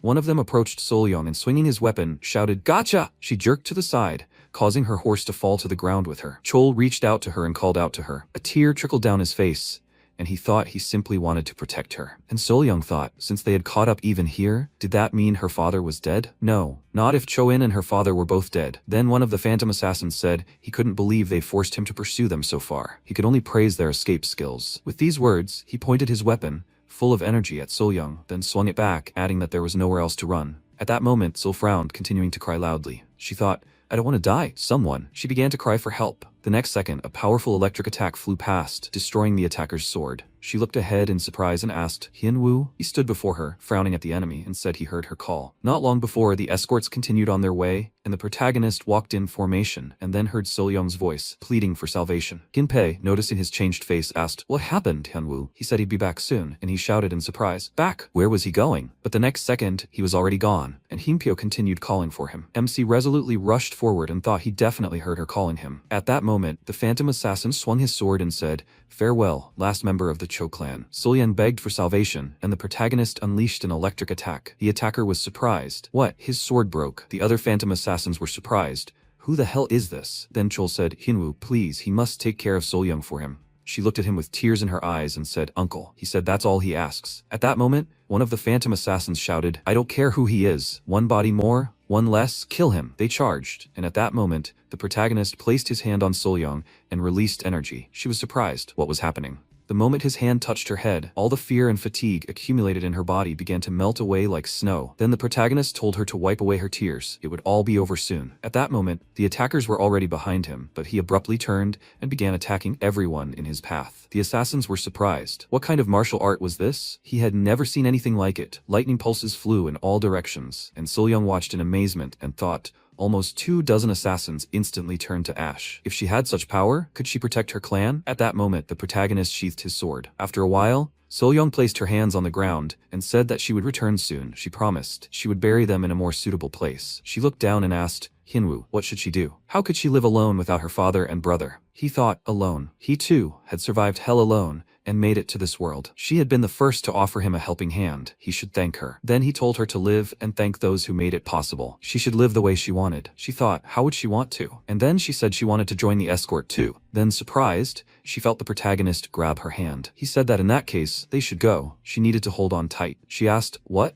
But the very next second, the MC pushed off the ground and rushed forward, pulling Solyang along with him. She thought, this isn't just some artificial movement, as if they were flying. They were flying through the clouds. Maybe that's why her tears were blown away by the wind. Hinwoo simply flew into the sky, and holding Solyang, moved forward. But this gave Solyang a peace that no words could provide. Solyang thought, such skill and movement. The feeling that they were just on a stroll. He really is incredible, and yet here he was considered a strong martial artist. Uncle couldn't handle the assassins. He turned them to ashes in the blink of an eye. Then she asked why he was so strong. There was almost no age difference between them. He replied, "This is what happens when you spend a long time on the brink of death." She wondered who he fought. He replied, "Monsters." She asked, "Was he talking about demons?" He replied, "You could say that." She asked if he could tell her more about them. He silently looked away and considered telling her about hell. He would have to tell her about how he climbed a mountain of 99 bodies of his dead friends to get to him, Gija. But it turned out he was already dead, and he couldn't take revenge. Then he said he'd tell her another time. The place Hinwoo and Sol-young had been moving towards without stopping was the last escort mission for the Hainan Bureau. They arrived at the right place, and Hinpei, seeing Sol-young, asked in surprise, "Miss Cho?" She looked at him and shouted, "Hinpei!" He asked, "Where did she come from?" And there Hinwoo learned some unexpected news. Hinpei said frankly he didn't think Gija was dead. The protagonist asked, does he mean Gija might be alive? In the present, Hinpei asked, have the Cho clan's estate and the Henan Escort Bureau been destroyed? The loaders began to worry about what would happen to them next. His colleague said, "What do you think?" They'd look for new jobs somewhere. After that, Sol-young looked at the others and said she apologized for breaking the news in the middle of an escort mission. But Han Pyo held out his hand and said it was fine. She should be in the most pain right now. He frowned and, looking away, thought that morale, already shaken after the attack, had hit rock bottom because of this news. If this continued, they wouldn't be able to complete the mission. They needed to somehow break out of this impasse. Then he said they'd still been promised a hefty reward for completing this mission. With that amount, each of them could start a new life, and a pretty good one. Or maybe they could even rebuild the Henan Escort Agency. After all, they still had Miss Cho with them. Their gazes met and she thought, yes, all is not lost. She was responsible for the people who worked for the Cho clan. By taking on responsibility, she could become as strong as Hunwoo and avenge her father, uncle, brother, and all the other members of the Cho clan. Then the protagonist looked at her and asked, "So, are they leaving?" Hunpei replied, yes, they would complete their escort mission. At that moment, Cheolgi, turning to Hongwan, said, "Isn't this girl the daughter of the Cho clan patriarch?" He replied that he shouldn't think too much and should focus on the mission. He thought that he had been worried when the loader disappeared, but as long as he was escorting the cargo, he could take any woman or tiger with him. A few seconds later, they set off again, and Seol-young, running forward, thought that Hinwoo had said he had been fighting monsters somewhere for a long time. She had never heard of such a place. What had happened to him? Then she ran up to him and calling him, asked if he would tell her more about what they had discussed. He asked, "Is Gija really dead?" She replied, "Something like that." "So people say he died 10 years ago." He said, "I see." He thought, so does that mean he can't take revenge after all? At that moment, Hyunpei said, "To be honest, he doesn't think he's dead." They looked at him in surprise, and the MC asked, "He means Gija might still be alive?" He replied, "Something about the death reports doesn't add up. Rumors usually have a single source, but not here." And people believe in his death, as if there was proof. As if someone had shouted it out to the entire Jianghu martial arts world, so everyone would believe Gija was dead. Sol-young was surprised, but who could have spread such a rumor? And why? He replied that he couldn't be sure, but most likely it was done to hide from the public eye, and that Gija himself had started the rumor. She was surprised. He means he convinced everyone of his death himself? The protagonist said, about 10 years ago. The next second, Hongwan raised his hand and ordered everyone to stop. Yonsa stood in front of them with several other subordinates, and he said, "I apologize for accidentally getting in the way." Hongwan said, "It looks like a wheel has fallen off." Yonsa replied, "Yeah, it happened so suddenly. It looks like it can't be fixed, and they'll have to abandon the carriage." He apologized, but would they agree to take their young mistress with them? Hongwan frowned and thought, judging by the markings on the carriage, they were from the Uman clan. Given the attack, one would assume that information about the cargo had already leaked out, and he was supposed to believe that an Uman carriage had accidentally ended up in their path. Then he said he apologized. Nothing would come of it. But the very next second, Hyo emerged from the carriage and, adjusting a strand of hair, said that she was late for the introduction. Her name was Hyo. She was the daughter of the Uman patriarch. The boys looked at her in surprise, admiring her and saying, "Oh my god, this is that incomparable beauty. Could anyone be so beautiful?" MC thought, so noisy. Then Hyo took a few steps forward, and then jumped into the air. The moment Hyo showed up to the escort mission, everyone's jaws dropped, as if they'd been enchanted. So much so that all they could think of was beauty conquering kingdoms. For a moment, even Hongwan couldn't focus on anything but her beauty. Meanwhile, Hyo settled onto the cart with the cargo, landing softly as a butterfly. Sol-young looked at her and said, "But let someone sit on the cart with the mission's cargo." Hyunpyo said that was definitely forbidden. And then Hongwan blushed with embarrassment and said that, since her carriage was broken, she could go with them, but only as far as the nearest village. Hyunpei looked at him in surprise and thought, what? She even bewitched him? Then Hyo smiled and, thanking them, asked them to take care of her along the way. The delighted men agreed. Hyunpei thought, is it the same with them? Then Hongwan said, "This is a cart. This one is carrying cargo. Why doesn't she move closer?" Hyo said no, she's being helped, so she'll stay with the cargo. Hongwan frowned, looked at the protagonist and thought, well, as long as the loader protects the cart, the cargo should be safe. Then he rode forward and said they were on their way. The next second, Hyo used a whispering technique and conveyed that it was good that the old man had agreed so easily, but just in case, from now on, they would communicate using the purest whispering technique. Yeonsa replied, "Understood," she added after checking. It was clear there was only one warrior and 30 loaders here. And how could she not notice? She doesn't see any martial artists here, except for that old man Hongwon. Hyo wondered if, with such a weak guard, they were transporting 5 carts loaded with thunder bombs. Thunder bombs and heavenly lightning were explosive substances created by Thunder Sect. The bombs were so powerful that they could wipe out several sects without a trace. With this pair of explosive devices, Thunder Sect's influence grew with each passing day. But ironically, it was these very weapons that led to the sect's destruction. After which, Thunder Sect disappeared for hundreds of years. So where did the method for creating thunder bombs come from again? Hyo thought that the Dread Shadow clan had been completely destroyed. She thought they used thunder bombs, but there was no evidence of this. Then, who could have stopped or even completely destroyed the Dread Shadow clan? With these thoughts, she turned her gaze to the protagonist and thought, from his clothes, it was clear that he was a loader. But why did he have a sword? He doesn't look like a martial artist. There's nothing special about him. So why does he attract her attention? She frowned, continuing to stare at him, and then was surprised. Wait a minute. He hasn't looked at her even once since the beginning. How is that possible with her beauty? Are there really men in this world who aren't interested in Hyo? Impossible. Then she said, "Hey, Mr. Loader." Hinwoo looked at her because he was the only loader nearby. But as soon as she saw Hunwoo's eyes, she immediately froze in shock, because she had never seen such a look in her life. A complete lack of interest. She frowned and thought, is this what humiliation feels like? She immediately wanted to smash his stupid head in. Well, what's his name, Hunwoo? One way or another, she would make him kneel before her. After a while, Hyunpa shouted, "They will rest here tonight." The others replied, "Yes, sir." Everyone took their positions on the ground, and the protagonist remained standing near the bushes. Then Solyong approached him, holding a bowl in her hands, and thought, so he was here. She told him to have dinner, Hyunwoo. Here's meat soup. But the next second Hyo rushed past her. She stopped next to the protagonist's ear and said, "Hey, Mr. Loader, he should go into the forest with her for a minute. She will tell him anything he wants. Of course, if he can catch up with her." With these words, she abruptly rushed forward and thought, if the loader has a sword, then he is interested in martial arts. Should she lure him to the Umun martial arts clan? He won't be disappointed with her movement skills, right? Then she said, if he is one of those, he will be justifiably surprised. The next second, he was right next to her face, and she wondered in surprise, how did he end up right in front of her? The next second, Yeonsa shouted, "It's Lady Umun." After him, "Kumsa, Unsa." They ran after him and shouted, "Yes, sir." Then Solyong asked, "Hyunwoo?" At that moment, Hyo thought, even in the Umun clan, not everyone can master the art of movement, like an ordinary mover. She frowned and asked, "Who is he?" In response, the protagonist gave his name, and said that he wanted to know where Jija was. She had to tell him quickly. His meat soup was getting cold. She said that she didn't know where Jija was either. What did that mean? After that,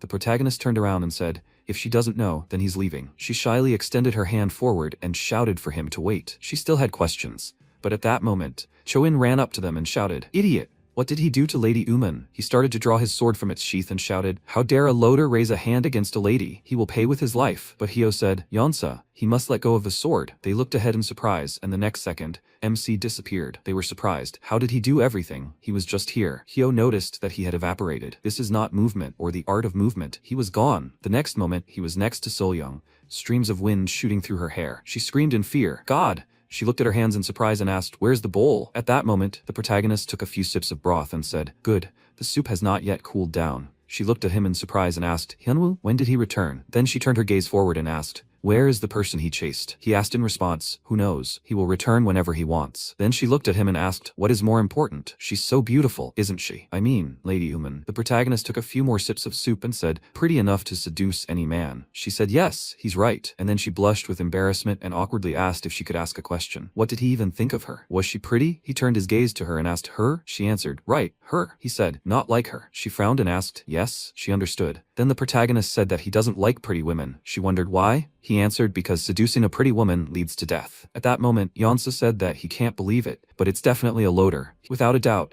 he is the martial artist who destroyed the Dread Shadow clan. Hyo said that if that's the case, they need to keep a closer eye on him. They don't know anything about him yet. Nothing except that his name is Hyunwoo. What kind of person is he? The Henan Agency escort mission in Sichuan was nearing its end before they knew it. They continued running forward, and Solyong wondered what he had meant last night. Seducing a pretty woman leads to death? What had happened in Hunwoo's life that he thought that? Then Hyunpei ran up to her and called out to her. She asked, "Yes?" He said she better be careful now, and the closer they got to the target, the more terrifying the atmosphere became. The sense of danger never failed. Hyunpei, Hongwon, and Chogi felt it even more acutely. Hongwon frowned and thought that tomorrow they would arrive at clan's headquarters. If there was any danger left, it would be the Black Viper sect. The Black Viper sect? a sect that had grown rapidly over the past 10 years, establishing itself as the only force in Sichuan that could threaten the Tang clan. He thought he couldn't believe it. Did the information leak from the Tang clan itself? At that moment, Soyoung ran after the protagonist and told Hunwoo. Hunpei said there might be an ambush, so he should prepare. Before she could finish speaking, he said about 100 people. She was surprised. Huh? And Hunpei, looking at him, thought he could tell the number of people just by sensing them? This is ridiculous. The next second, warriors jumped out of the trees, and MC thought, at first it seemed like about 50. Hongwan shouted, we need to protect the cargo. Hianwoo shouldn't interfere, he just needs to protect the cargo. Black Viper sect scum. He spun around as the warriors jumped on him. He shouted that they could easily deal with them. He threw a few needles around himself, and Hianpei asked, what do you think, Hanwoo? Will they handle it? He replied, no need to worry. The old man wins. At this moment, several needles pierced the attackers' bodies. As Hianwoo said, even if the Black Viper sect had grown greatly in the past 10 years, numbers were irrelevant to prominent warriors. The same could be said for the Tang clan elder. Despite everything, some observers couldn't hide their discomfort. At this moment, Hianwoo frowned and thought, were they underestimating the Tang clan in Sichuan? They defeated 50 people so easily. Then Yansa, using a whisper technique, said, even if 50 of their men, ready to attack, were lying in ambush, they wouldn't have stood firm, Lady Uman. It seems the best choice now is to retreat. She asked thoughtfully, but how can she give the order to retreat without being noticed? At this moment the protagonist said, if they want to go and tell them, he won't stop them. Yansa looked at him in surprise and thought, what? He just answered them? He heard their whisper technique frequency? Hyo thought the whisper technique was impossible to eavesdrop on. Then the protagonist frowned and said that if they didn't retreat, he would kill them all. Hyo frowned at him, thinking he wasn't bluffing. Then she lowered her gaze and said, Yansa, he must deliver the message. He ran in the opposite direction and shouted, yes, mem, he'll be right back. Then Hyo added, thanks to him, their clan's warriors will have to waste their lives. And she completely misunderstood him. While Hyo was puzzled, Hianwoo had completely different intentions. He didn't think the Uman clan was destructively powerful, but the desire to kill, overwhelming everything else, unnerved him. Meanwhile, Hongwan routed the Black Viper sect. The remaining warriors transmitted, the vanguard was completely slaughtered, but it served only as bait. They would revel in victory and let their guard down. The Crimson Moon Corps will attack them. Everything is going according to plan. While Hunwoo feigned blindness, the Uman clan's fighters were able to retreat safely. At that moment, Yansa ran up to him, shouted, and conveyed Lady Uman's order. At that moment, MC thought 50 fighters have escaped, but the disgusting urge to kill is still growing stronger. After some time, Hianpei suggested spending the night there. Then he sat down next to Soyoung and said, Mistress, Hyo said she'll pitch a tent behind the cart.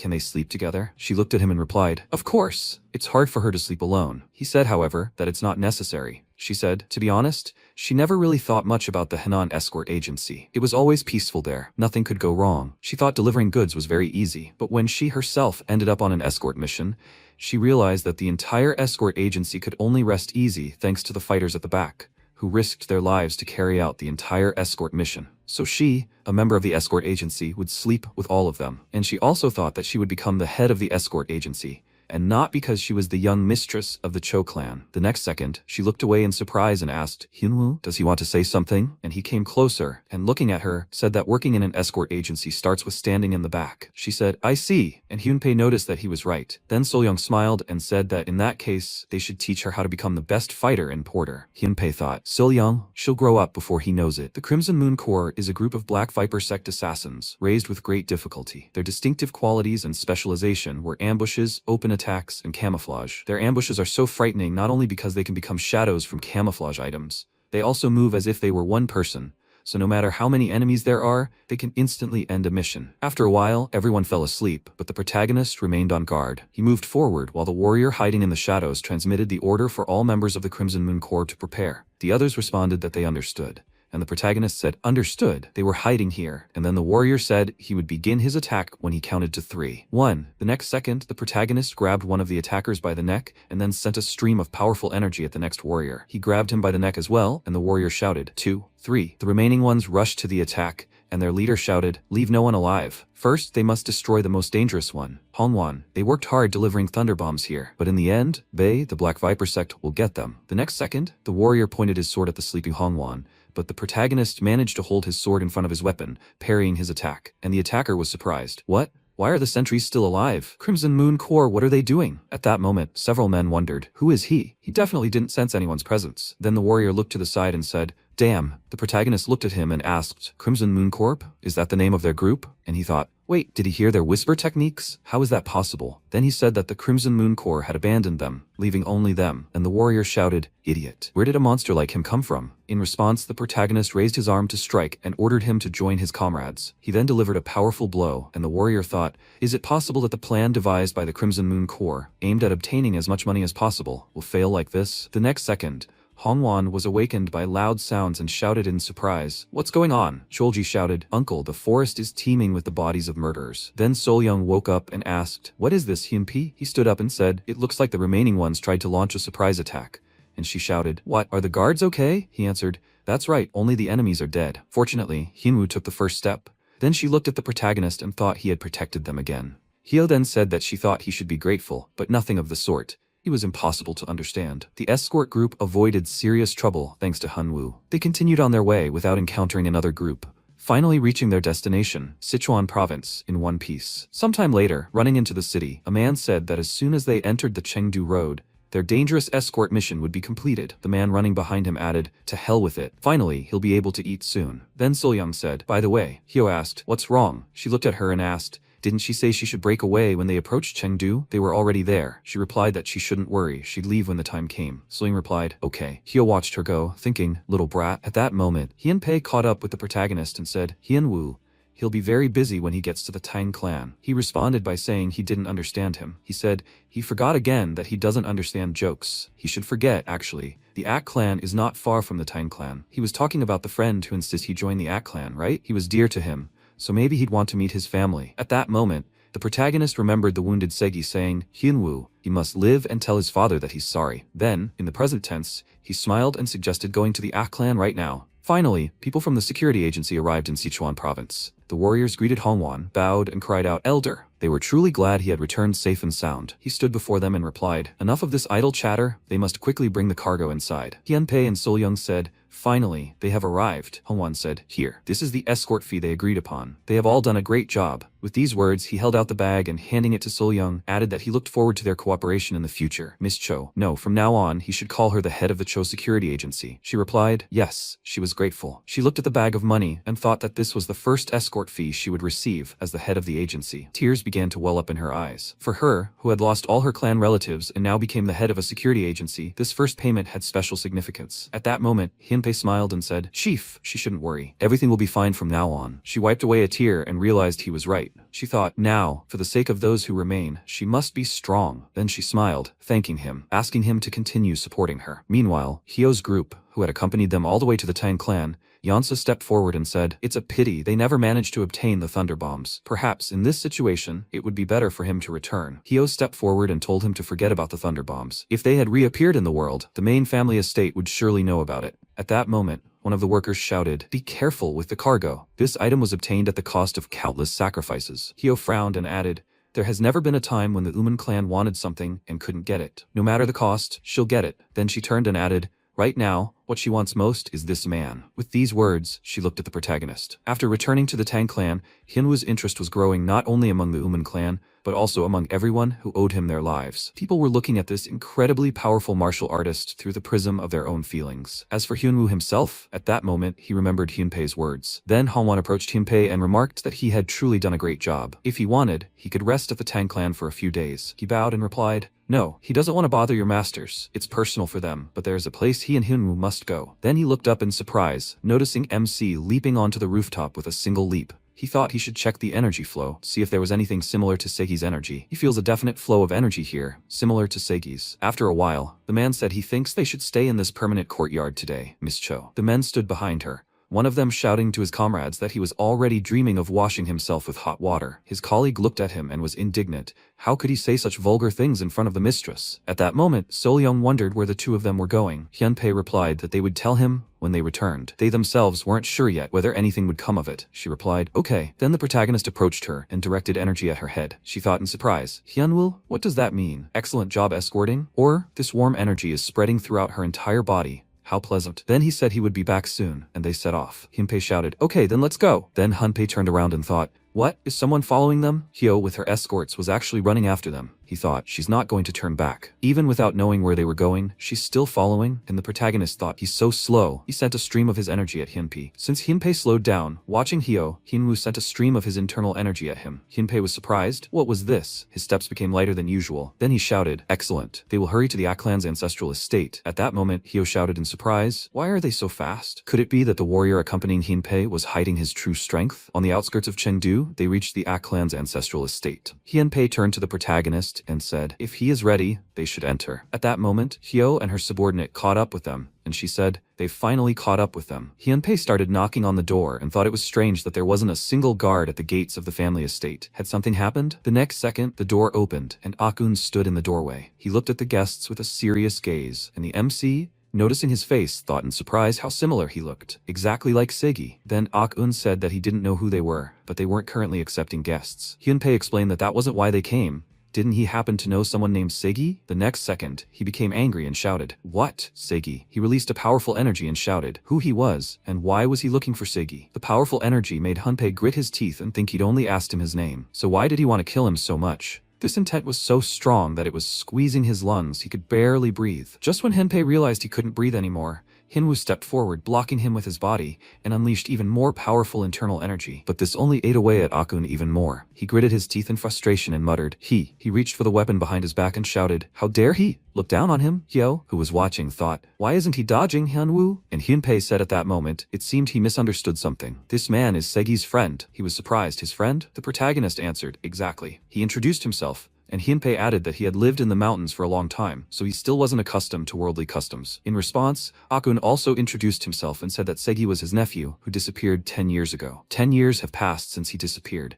He means to say that he met Seigi during these 10 years? Where is he? And MC thought, Gija, who was thought to have died 10 years ago, and Seigi, who disappeared 10 years ago. The time he spent in that hell, which he thought was a century, turned out to be only 10 years. Meanwhile, Akun had already gotten angry and shouted, he has to tell him. Where is Seigi now? And the protagonist thought he knew it. The first thing he had to say. He said, his friend Seigi is dead. Akun shouted, what? He swung his arm and shouted, bastard. He struck in front of him and everyone's mouths dropped open in surprise. Hyo frowned and shouted, he has to stop. She concentrated energy in her hand, but Yeonsu thrust her hand forward and shouted, Madam, it's dangerous. She clenched her teeth and the next second the protagonist grabbed her hand. She looked at him in surprise, and he also turned his gaze on her and said that everything was fine, she shouldn't interfere. She was surprised. Hyunwoo? Is he really okay? But how? At that moment, Akun looked forward and thought, the dense energy surrounding his body completely reflected his blow. He was so strong, but he didn't respond. Is it because this man is actually a friend? The next second, Biwon approached them and shouted, Akun, how dare he treat their guests like this? How many times had he asked him to curb his hot temper? He is the head of the AK clan. In response, Akun apologized and MC thought, this man is Segi's father. He said that his friend, Seigi, is dead. Biwon looked at him in surprise and then looked down and said that he knew it. It was true. They are making their guests stand for too long. He asks that they pass. Meanwhile, Solyoung looked at the sky, leaning on the railing and thought,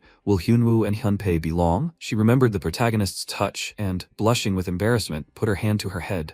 She thought about what he meant. She heard a scream. He found him. There he is, hiding in this inn. She ran into the building in surprise, wondering what was going on. A fight? Their porters must be downstairs. At that moment, one of the men on the first floor was wounded, and everyone present screamed, Commander! Changjil held a sword in his hands and said, damn, when they just sit down to drink, some kind of massacre starts again? His comrade sighed and told him not to even speak. Then Solyoung approached them and said, without Hyunwoo, they could get into trouble if a fight starts here. The man replied, yes, my lady. So he understood. Commander, Solyoung thought. Luckily the attack wasn't on them, but to carry out such a brazen murder in a crowded inn, who are they? Then the man shouted, do they think they'll get away with this? Is this an attack on the Thunderbolt Corps? The Tang clan won't let this go. In response, the attacking representative, as the leader of the Azure Moon Squad, asked, Tang clan, doesn't he know that these idiots scatter like frightened dogs the moment he sees the Black Viper sect? Seolyong looked at them and wondered if they were the same Black Viper disciples who had been watching their cargo the entire way. Then the guy said, one way or another, their leader gave them a chance to surrender, but they decided to remain Tang clan members to the end, and for that, they would all die. The next second, he pointed his sword forward. The battle began. Things had been going badly in Sichuan lately. The suddenly powerful Black Viper sect had gone berserk with its old power, the clan, indiscriminately devouring everything around it. Solyoung thought it best to stay away from them. The next second, one of the warriors noticed her, and in an instant, he was next to her, asking, what kind of flower is this in such a nasty place? The other guys started to surround her, and one of them said,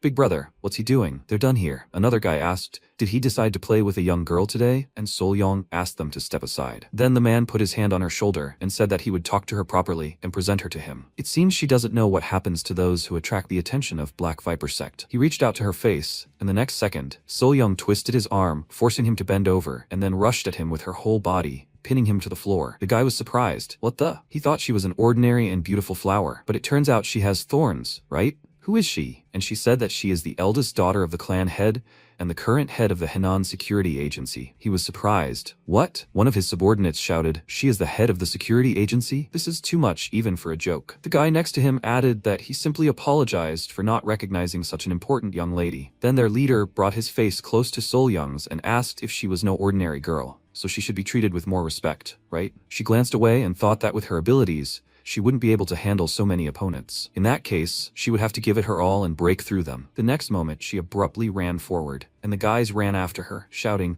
"What are they doing? They must catch her." The man smiled, continuing to run, and shouted, "She must run! Young lady, run!" And Sol-young wondered if she could escape them without consequences. Meanwhile, Team Hanwoo was invited to the AK clan's estate. Everyone sat down at the table, and the leader said that if Segi were alive, he would have turned 20 this year. "Are they the same age?" The protagonist replied that this was true. Hearing this, Hyunpei was surprised and thought, does he even know how to speak politely? If he's 20, that means he's almost twice his age. Noticing the reaction on his face, Hyo asked if he was unwell. Then B1 said, "Okay, then should he tell him how Segi died?" The MC lowered his gaze and said that he was his comrade and friend. He remembered how Segi asked him to swear to him that those who survive will find the families of their fallen friends. Then he replied that he would do it. Why would they make such an oath? He answered because sometimes he gets the feeling that they will never see each other again. The protagonist told him not to worry, they will definitely meet again. And when they go to look for the families of their fallen friends, they will do it together. He said that if he doesn't come back, he should tell his father about him. He should say that he is sorry. The protagonist thought that this was Segi's last breath. Then he said that he died saving his life. B1 clenched his hand on the table and said,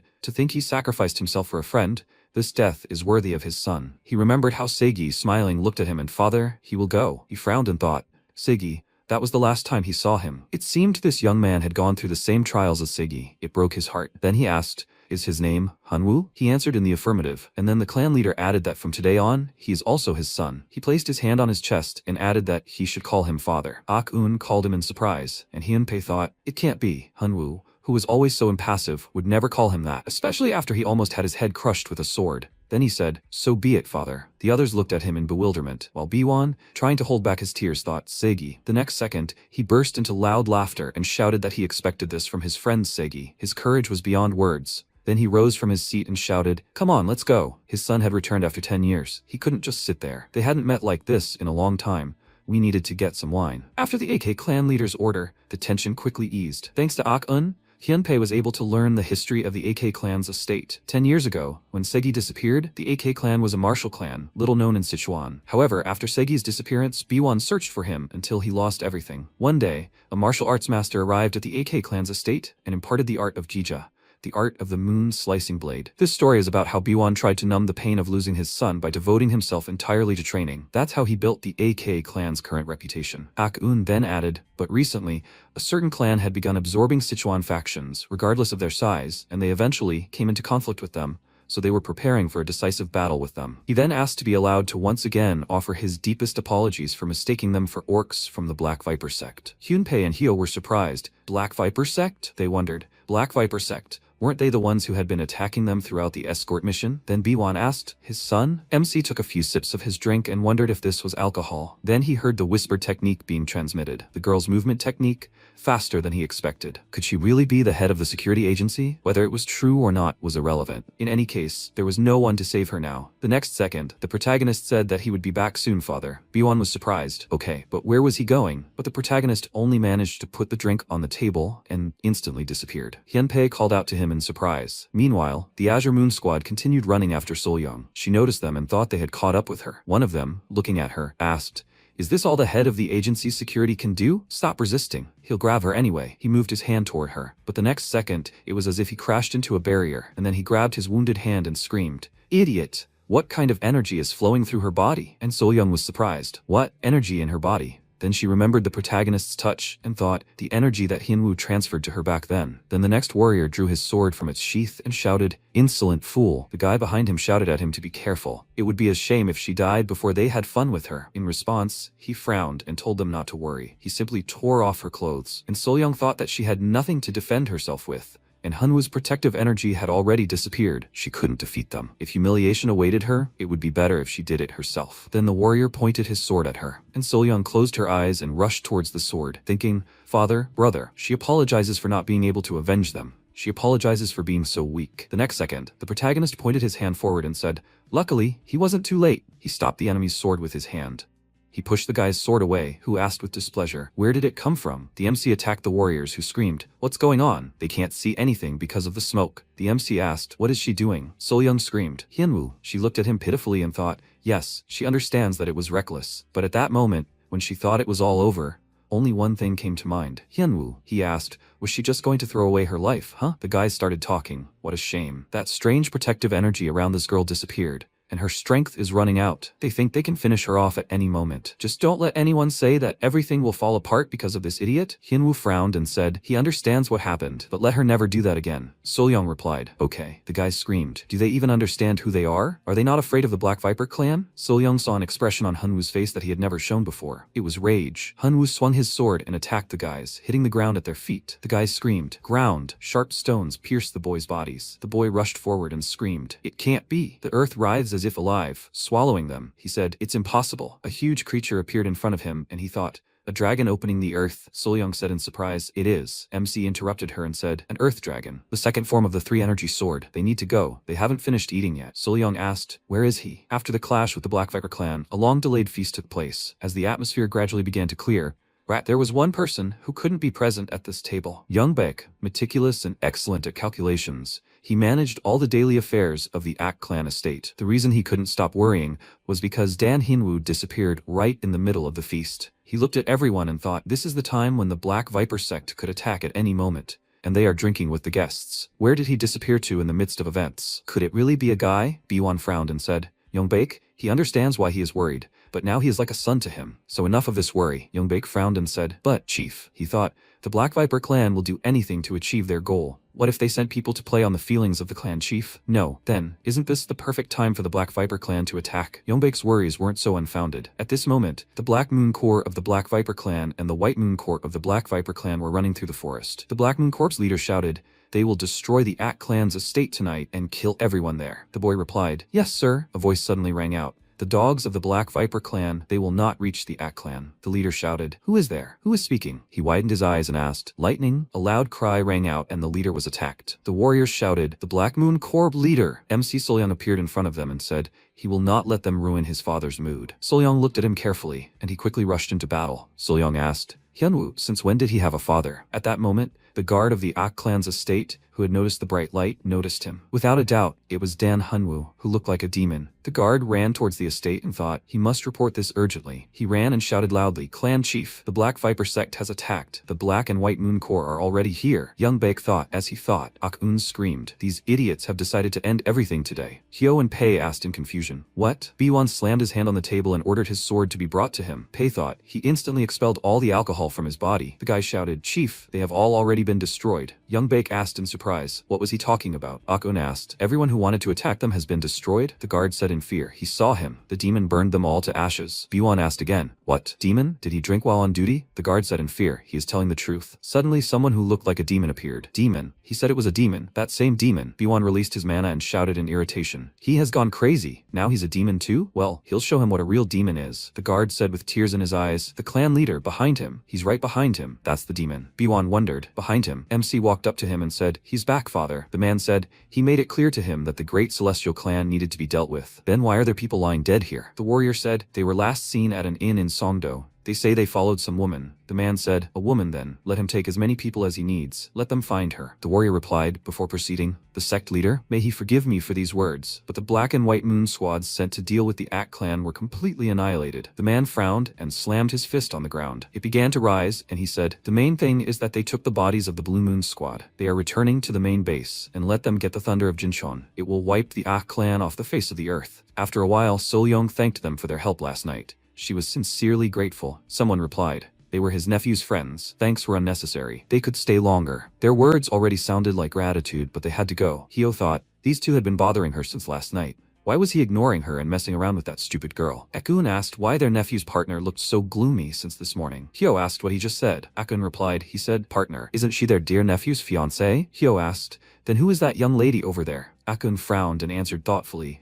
In his opinion, they looked more like brother and sister. Hyo asked again, really? Then she will pretend like nothing happened yesterday. Akun asked MC to wait. Before leaving, let him pay his respects to the clan leader. This is the Ak clan's custom. He never misses training, so he should be at the training ground now. At this moment, Biwon drew his sword from its sheath and swung it. He wondered if what Hyunwoo said last night was true. Biwon said a while ago, he heard about it from his uncle, but how was he able to destroy the Black Viper squads? What is this monstrous martial art he mastered? Seolyoung said. She didn't want to seem rude. Clan leader. It's called the Sword of Three Tribulations. They got it from Jeonggija. Biwon asked in surprise. What? From Jeonggija? So he is their teacher? MC frowned and replied, no. He taught them the basics for 3 years. The rest they perfected themselves. Hai looked at him carefully and wondered, were they that familiar with Jeonggija? No wonder. He is truly one of the best warriors. Hyunwoo said, and yet Jeonggija is not their teacher. He helped them plunge into hell. Therefore, he is nothing more than their enemy, the sword. Biwon shouted, what? Jeonggija? The enemy? He now thought, the enemy who killed his son Aksegi, and at the same time the benefactor who passed on the martial art to them and revived their clan. Youngbaek said,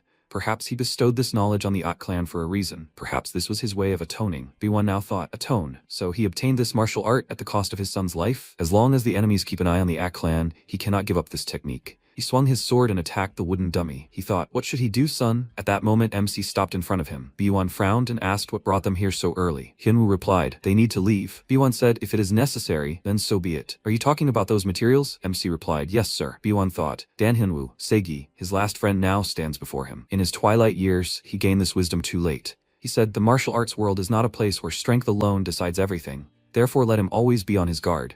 He asks him to take care of his son. The boy replied, yes, sir. So leaving behind their ties with the Ak clan, they returned to their comrades. A loud cry was heard. Madam, Captain, where have they been all this time? Madam, thank heavens she is safe. They were all worried that something might have happened to them after meeting those people last night. Seolyoung apologized for making them worry. But now is not the time to worry. Let them get ready. They are returning to Hanam. As soon as they return, the first thing they will do is rebuild their agency. P clenched his fist and said, of course, although he is not that skilled, he will definitely help. Seolyoung thanked the captain. A guy ran into the room and shouted, Madam, bad news. Those people's comrades have surrounded the inn. At first glance, there are more than 100 of them. Seolyoung looked out into the courtyard and screamed. So many? She thought. Have they really come for them? MC frowned and asked, those idiots from the Black Viper? Seolyoung answered, yes. Hyunwoo walked forward and said, great. He thought, the Black Viper sect is targeting the Ak clan. He looked down at the warriors and thought, everything is going perfectly. Danwol, the Black Viper clan, asked, what are they waiting for? Let them kill everyone in the inn, but bring him that woman. The guy folded his arms and said, Mr. Danwol, let him look at the ledge over there. It looks like it's one of that woman's people. Apparently, he's so scared that he's about to jump down. MC jumped and the guy screamed, what the? This idiot actually jumped. He released his mana towards the warriors, causing Danwol to scream in surprise. What is that? Lightning out of the blue? Hyunwoo went forward and said, today the Black Viper clan will cease to exist. In the end, Dan Hyunwoo destroyed all the members of the Black Viper sect who came after him because of the people from the security agency. A little later, the guy asked how many people died. The warrior replied, they need to prepare to return to Henan. They need to start cleaning up quickly. Seolyoung said she was sorry they were making him deal with this again. P said he'd only done it a few times, but he was already handling it quite well. Seolyoung asked, would Hyunwoo be okay? Taking on the entire Black Viper sect alone must be difficult. P looked around and said he was confident he could definitely handle it. Meanwhile, the Black Viper sect decided to use the 3 true heavenly lightning bolts they possessed to deal with the string of problems they were experiencing. These explosive devices were created by the Thunderstrike clan. Compared to ordinary thunderbolts, they have a much wider range of capabilities and unparalleled power. But due to the extreme difficulty in handling, the Thunderstrike clan perished in the flames generated by their own true heavenly lightning bolts. The leader said, with these true heavenly lightning bolts, he will destroy the Ak clan and the Tang clan. The boy ran up to him and shouted, Sir, Danwol is here. The leader asked, has he caught that girl yet? The warrior replied about that, he came back. But the leader turned around and asked, but what? What does he mean? The warrior replied, well, some man is dragging him. Hyunwoo was walking down the street and holding Danwol by the hair. He frowned and asked, is this the Black Viper sect? Danwol answered fearfully, yes. Let him go. The MC looked around and said, the entrance looks unusual. Danwol answered, yes. Before the real entrance appears, you need to go through a labyrinth of countless interconnected houses. Only members of the Black Viper sect know this path. If he lets him go, he will show the way. Hyunwoo interrupted him and replied, no need. He lifted him into the air and kicked him.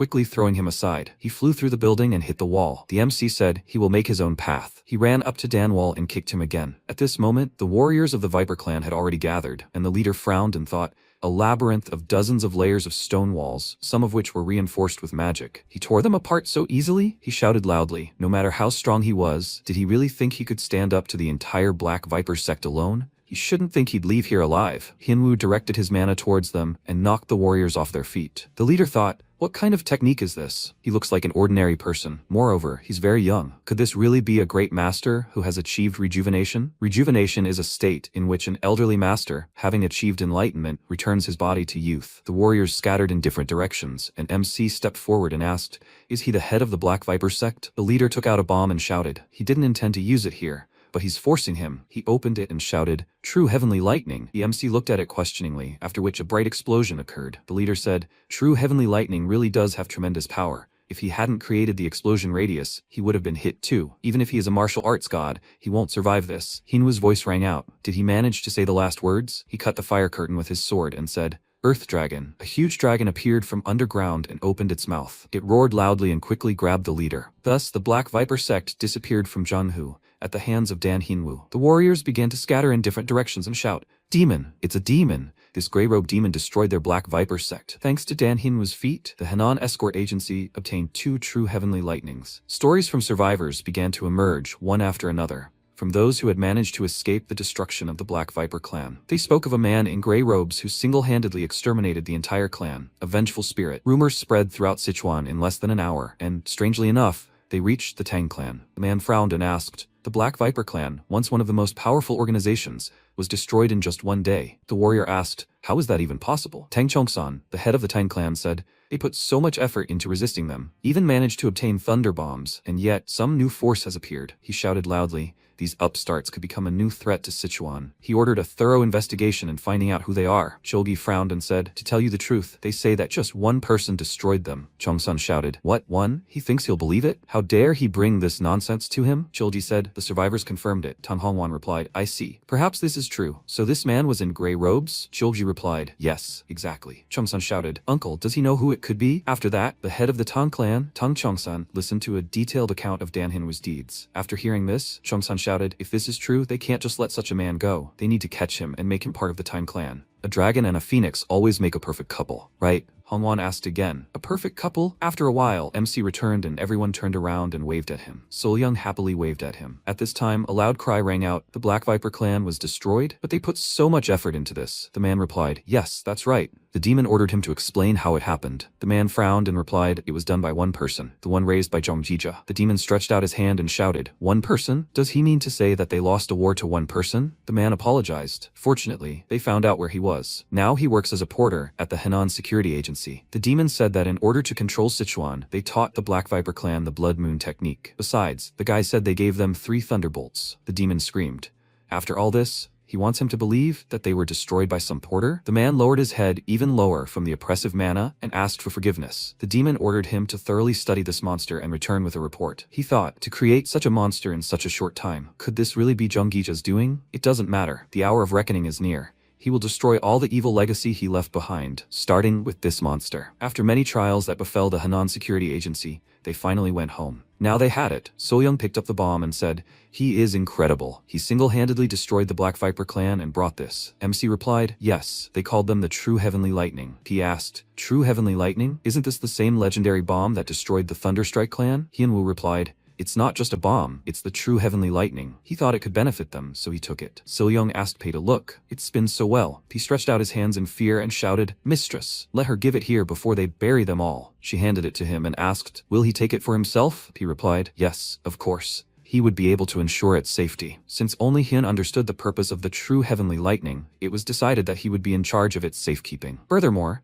no one doubted that it would one day become an important resource for the restoration of the Henan Security Agency. However, before they could leave, Hyo appeared in front of them and asked, are they going to Henan? How terrible. She was going there too. Do they mind if she joins? Solyung said, at this rate, she'll take care of the agency's work too. P laughed and said, she's not the type to suggest such a thing so easily, so they should just go together. Hyo asked, does that mean they're going as a group now? How about them? Isn't that cool? The MC told her not to be so intrusive. Seolyoung said, whatever the case, he's counting on their cooperation. Hyo turned around and said, yes. Seolyoung thought, The source of all their problems is completely unperturbed. She's terrified to even imagine how the return trip will go. Suddenly, a loud shout was heard, asking the Henan security agency to stop. They turned around and saw people. Hongwan ordered them to stop. P asked, Elder Tang Hongwan, what brought him here? He replied, he has a small favor to ask. They also have business in Henan. So could they go together? P replied, of course. Let him join, Elder. So-young thought about it. She was worried that their personnel might be tired from such a long journey, so she was very glad that Tang Hongwan had joined them. Hongwan said, and this girl. Some time ago, Chongsan stood in the hall of the Tang clan head. He folded his hands behind his back and said, they should have met with the Henan agency by now. He gave her a chance. From now on, she will choose her own destiny. Tang Muyang put her hand to her chest and said, the daughter of the Tang clan head, Tang Chongsan. She is Tang Muyang. Currently, the girls looked at her carefully. MC thought, it seems like another beauty has joined them. Thus began their journey to Henan. After a while, they walked through a clearing. The head of the Henan agency, Cho Sil-young, felt an inexplicable anxiety. Tang Hongwan's appearance was still bearable, but Tang Muyang's presence with him raised many questions. She was considered one of the most celebrated beauties of the Morim world,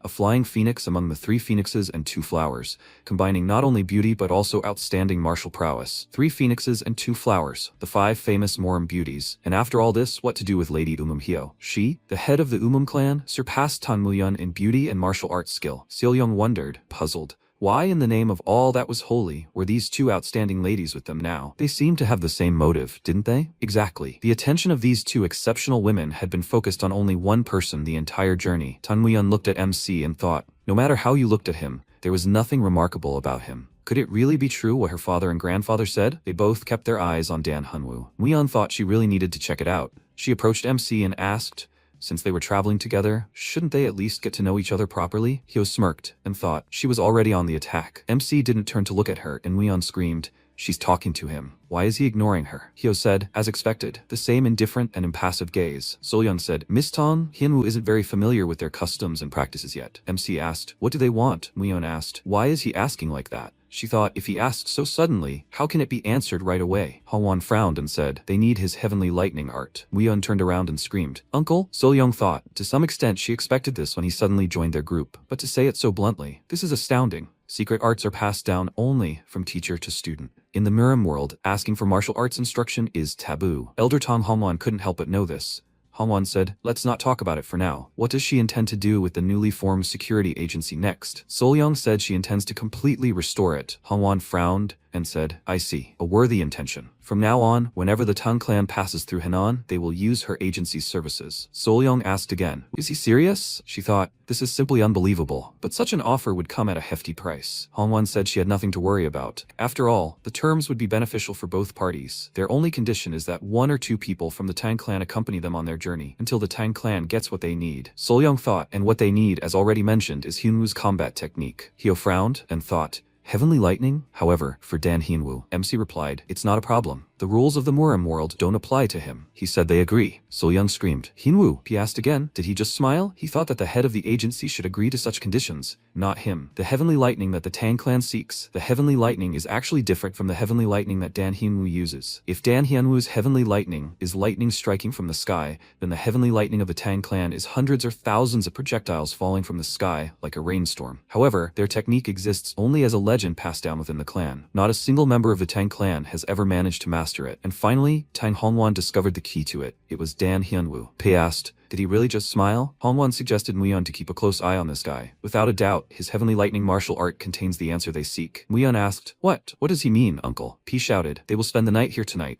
The warriors answered, they obey, Lord P. The plan Tang Hongwan devised was very simple. He asked, Hyunwoo, how about sparring? MC replied, he will win. Hongwan said, he already knows that. By sparring, he doesn't mean figuring out who is stronger. He understands that himself, doesn't he? P said, Hyunwoo, in sparring, one wins without killing. MC replied, he won't kill anyone. He sparred before, so he knows what he's talking about. P remembered a moment from the past and thought, he was his sparring partner back then. What was he even thinking about? Hongwan walked forward and said, this place he thinks it'll do. So shall they begin? MC raised his sword and said, okay. Muyang mentally ordered to concentrate and find this, the key to this form. MC sent lightning towards the old man and knocked him to the ground, and everyone's eyes widened in surprise. Muyang rushed towards him and screamed, Uncle. MC ordered her not to worry. He was holding back. Muyang thought, is this what he calls holding back? How can this man have such power? After a while, Muyan sat next to Hongwan and said, Uncle, she thought, what should she do? Everything happened so quickly that she didn't have time to see anything, and she can't let him spar like this again. And yet, she absolutely must unravel his secret, no matter what. After all, threats like the Black Viper clan could strike their clan again at any moment. Tang Muyan, worried about the future of the clan and her honor, decided to go to Dan Hunwoo. Her nighttime visit was known not only to Dan Hunwoo,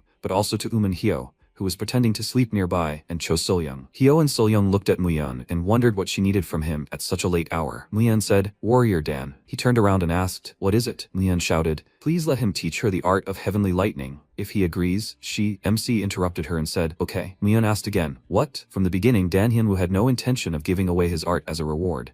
He said that if she wanted to learn it, he would teach her. Hyo screamed, but this can't be done. No matter how little they understand worldly affairs, this is too much. You can't just reveal your secret art. She doesn't even ask him to make her pay the price that Lady Tang mentioned. Hyunwoo said that if she wants to learn too, he doesn't mind. Muyan thought, what? He'll teach it to others too? Hyo asked to wait, but why? Solyung asked, Hyunwoo, can she too? MC replied, Whoever wants to learn it, he will teach them. The art of heavenly lightning. Dan Hyunwoo's lessons in mastering the art of heavenly lightning began. Hyo frowned and thought, he said he will teach anyone who wants it. He taught not only those who are able to use internal energy, but even simple guards. MC held the sword above his head and told her to watch carefully. He swung it and said to try. Muyan asked, Is that all? She thought, he just swung the sword from top to bottom. Hyunwoo frowned and ordered them to try. Everyone swung their swords, pushing the air aside. MC said, Wrong. Hyo asked, What's wrong? The squad's return to Henan continued despite their training. Dan Hunwoo's training was constant, taking place at any convenient moment. MC swung his sword and said, Wrong. Again, without training in special techniques or energy circulation methods, it was a simple downward sword strike. Many, including Tang Muyan, gave up very quickly. Muyan sat near the tree and thought, what can you learn by doing such a simple movement? Was he even going to teach them? If she knew it would be like this, she wouldn't have spouted such nonsense. It would have been better if he had refused from the very beginning. Unlike Tang Muyan, who doubted Dan Hyunwoo's true intentions, the others traveling with him knew that all this was for a reason. Dan Hyunwoo would never deceive anyone. Solyung thought, the truth of the art of heavenly lightning is hidden in this movement. Suddenly, MC grabbed her hand and said, he thinks he understands what's going on. Hyunwoo turned around and screamed in irritation. The two of them, what are they doing? Make him get away from her right now. Hyunwoo said, that's how it's done. Solyung thought, the nerves in the hand clutching the sword are sharpening to an incredible level of sensitivity. Now she understands. She created a flow of mana and thought, this is the internal energy filling the sword, which collects it into a single flow, and then releases it. A single flow. Solyung succeeded, which caused surprise to everyone around. Muyan screamed, a single flow. MC asked, did she understand? Solyung answered slightly embarrassed. She doesn't think she can use this technique alone. Hyo screamed, what was that? What exactly was she able to understand? Let him teach her too. MC said, okay, let her come here. Hyo said, yes. Jin said, then he did. P said, and he did too. Muyan said, then she will try again too. MC looked at her and said, no, she needs to give up and it's over. Muyan screamed, what? She thought, he so easily agreed to teach them at the beginning, but why is he refusing so easily now? The old man told her to stop. If he reveals the secret of this, the only one who can master it is her. Let her trust him. Muyan replied dissatisfiedly, yes, Grandpa. And so? MC spoke. Again, Tang Hongwan sensed the heavenly lightning directly, thanks to Dan Hunwoo's personal guidance. The old man asked in surprise, is this a sensation? He was able to understand the essence of the Tang clan's heavenly lightning. Hongwan's eyes widened in surprise, and he thought, if only he could connect that energy with the rain of petals. He looked at MC and asked if he would agree to spar with him again. Solyung said, Elder Tang, his persistence is truly admirable. Hyo said, he must have something he wants to achieve at any cost. MC replied, okay. In fact, Dan Hyunwoo was truly enjoying all of this. Hongwan thanked him and suggested they retreat to where there was more space. A life in which the sword serves only as a means of survival is not a life. A peaceful existence where everyone can interact with everyone, exchange stories, and teach each other. That's what's worth striving for. It's a sparring match where victory or defeat doesn't put lives on the line. MC drew his sword and Hongwan said, today he'll attack first. Let him try to parry. He enjoyed it all until the last moment. The old man jumped and shouted, they're starting. Hyunwoo looked at him and Hongwan released mana and cast a rain of petals. He thought he was able to infuse energy into the needles. Did it really work? The guy said, Elder Tang's skill is truly impressive. The warrior said, these needles are so fast, he can't even keep up with them. If he were an ordinary person, he wouldn't be able to withstand hundreds of needles, but to Dan Hyunwoo, Elder Tang's rain of petals was nothing more than a weak attack, like falling leaves. Hongwan said, it's incredible. Hyunwoo quickly parried his attack, spinning his sword. The old man frowned and thought, just think, he parried all of this with a simple sword. MC asked why he was attacking with needles so strangely. Hongwan asked in surprise, what did he mean? MC swung his sword and said, there, that would be much better. He directed the attack towards Hongwan, who cried out, this! It was at this moment that Tang Hongwan's long-held dream of the Tang clan's heavenly lightning finally came true. Hongwan fell to the ground and asked, How did he do it? He begs to be told. Muyan thought, could this really be the true heavenly lightning that grandfather had been searching for so long? Did it just burst from his hands? Who is he? And so, after training for 3 days, Dan Hunwoo and his companions continued their journey home. After a while, they stopped and Solyong said they had finally returned. The landscape that appeared before them did not bring a drop of joy. A lot of debris lay on the ground. The man said, not a single intact building remained. P said, it looks like they'll have to start from scratch. Young mistress, does she want to visit the Cho ancestral residence? Solyong remained silent, then said, yes, but right now, she's afraid she's not ready for that. The Cho ancestral residence, completely destroyed by the blood demon, was a place filled with precious memories of the family she loved. Cho Solyong wasn't yet ready to accept that he was gone. P looked at her and said, young mistress, he thought she might understand her feelings, but to be honest, they don't need 2 residences right now. To rebuild the Henan security agency, she needs to make a decision. Pei asked, perhaps they need to tidy up the Cho residence? Solyong asked, what? An old man approached her and said that if she agreed, he was willing to buy the residence. He was planning to open a branch in Shuzhou anyway. Solyong said, Elder Tang? He said that if she sold it to him, they would take good care of it, and she could always come there whenever she wanted, a place where her precious memories would be kept. Solyong said that if the Tang clan did this for them, they would be truly grateful. P thought, good. If the Tang clan took it on, the pain in the young mistress's heart would be eased. Besides, it wouldn't cause any losses for the Tang clan. Until the true heavenly lightning technique was perfected, they would have a reason to stay by Dan Hinwoo's side. Hyo said that she would stay too. She wanted to master all the techniques he could impart to her. In exchange, the Uman clan would provide him with materials to rebuild the Henan security agency through their organization. MC turned around, and Hyo asked to be allowed to prove that the rumors about the Uman clan controlling 1/3 of the world's wealth weren't an exaggeration. So what? Does she look different in their eyes now? Hyunwoo replied. As he understood, she would not leave until the estate was rebuilt. Hyo screamed, of course! The Uman clan does not enter into deals that do not bring in profit. The man said, well, they had rested enough. He suggested getting to work. The warrior said too much had accumulated by the time they returned. He asked, what are they doing? Solyong said, they have worked hard enough. They can take their pay and leave when the Henan security agency gets back on its feet. Jonggil said, young miss, the Henan security agency is as dear to them as it is to her. They want to stay and continue working in this. Of course, if she allows it. Besides, they simply have nowhere else to go. Seolyung and Pei exchanged glances, and she said, she does not mind. Welcome. And so, when the will and desire for support of everyone united, the Henan Security Agency, which had almost disappeared into the darkness of Jianghu, rose from the ashes again. The MC carried a log with one hand, and everyone watched in admiration, carrying within him the boundless potential of Dan Hyunwoo. The man frowned and said, he apologizes for disturbing you. He worked so hard, Hua Clan chief. At this moment, warriors attacked the boys in the Hua Clan ancestral estate. The man frowned and said, they've abandoned the use of thunder bombs and true heavenly lightning. What's the point of all this? The man replied,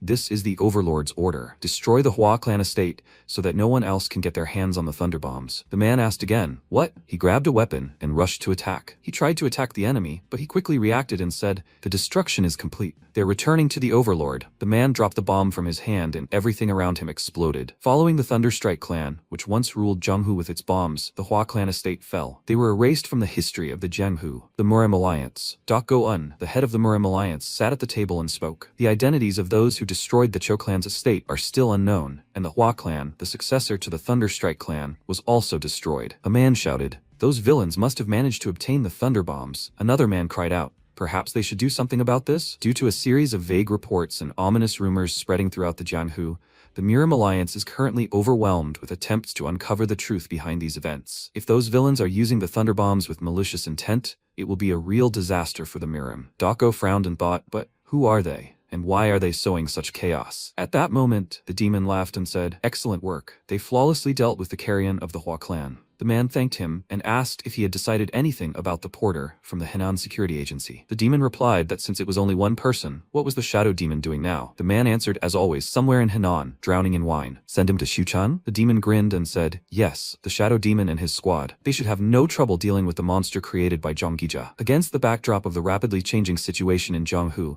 the construction of the new Henan Security Agency was progressing without delay. He stopped and shouted loudly, young mistress. Solyong turned around and asked, escort warrior Han, is something wrong? He shouted, finally, they have an order. Solyong replied, that's wonderful. What is the order? He said, it's an escort mission for Gong Zhahang's daughter. However, there's one oddity. The person who will be traveling with her is the Sword King. Solyong shouted, Sword King? MC turned and looked at them. So, Dan Hyunwoo's second escort mission has begun. This is what this order is about. Zhong Zhahong, a renowned merchant and martial artist in Henan province, is tasked with escorting his daughter, Gum Yua, to Suzhou, Jiangsu province. Silyong asked if he had found out why they were making this order. Pei replied, of course. Gum Zhahong recently contacted the Golden League merchant organization. After that, the Atheist League began pressuring him. They were likely after the Golden League's money. Therefore, Gum Zhahong intends to use his daughter as bait. Silyong screamed, bait? Is this a joke? Pei replied. The two trade leagues are preparing for war. The route leads to Suzhou, where the Golden League's main forces are located. The Atheist League will definitely attack her along the way. While their attention is focused on her, the Golden League will strike the Atheist League's main base. Silyong asked, but won't this plan put his daughter in danger? Frowned, and replied, that's why they want to invite the Sword King, Jomyua, the fiancé of the future leader of the Golden League. While she's acting as bait, they've hired one of the 10 most powerful martial artists to protect her, ensuring no one can harm her. What should they do? Will they accept the order? Silyong asked. Can they do that? Confront the Godless League? P replied, of course, but it will be difficult. Silyong looked at MC and asked,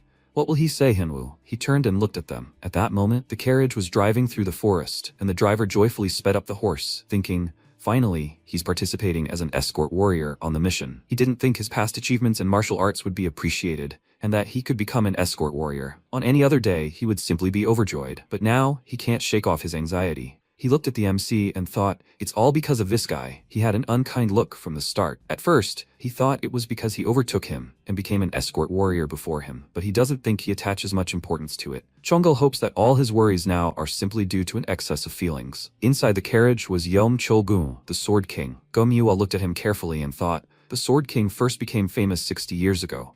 So he is at least 80, but no matter how you look at it, he looks like he's in his 40s. Chulgun asked her not to worry, he would definitely protect her. Yua replied, yes, thank you. Chulgun opened his eyes and looked ahead thoughtfully. He thought, among the escort warriors in front, there is only one with a powerful aura. In the end, Hinwoo's patience ran out. He said he felt uncomfortable. He jumped and landed on the roof of the carriage. Hinwoo wasn't worried about the attack on their carriage or even the presence of the Sword King. Hinwoo said, that's better. It was just a small thing. He felt uncomfortable sitting in front. Chulgun thought, interesting idea, climbing onto the carriage. He said he felt the guys from the League of Godless were fussing. Yua asked, what? At that moment, the warriors were already approaching their carriage. Shouts were heard. That carriage over there, attack! MC stood motionless, and Chonggil shouted, Hyunwoo, from behind. At that moment, Chulgun grabbed his sword and released mana. Chulgun said, he will deal with them, no need to worry. Yua looked at him and replied, okay. He quickly got out of the carriage, and the warriors shouted, who is this? Everyone must attack him. Chulgun swung his sword and said, they are making so much noise. He quickly attacked them, and then stopped and thought,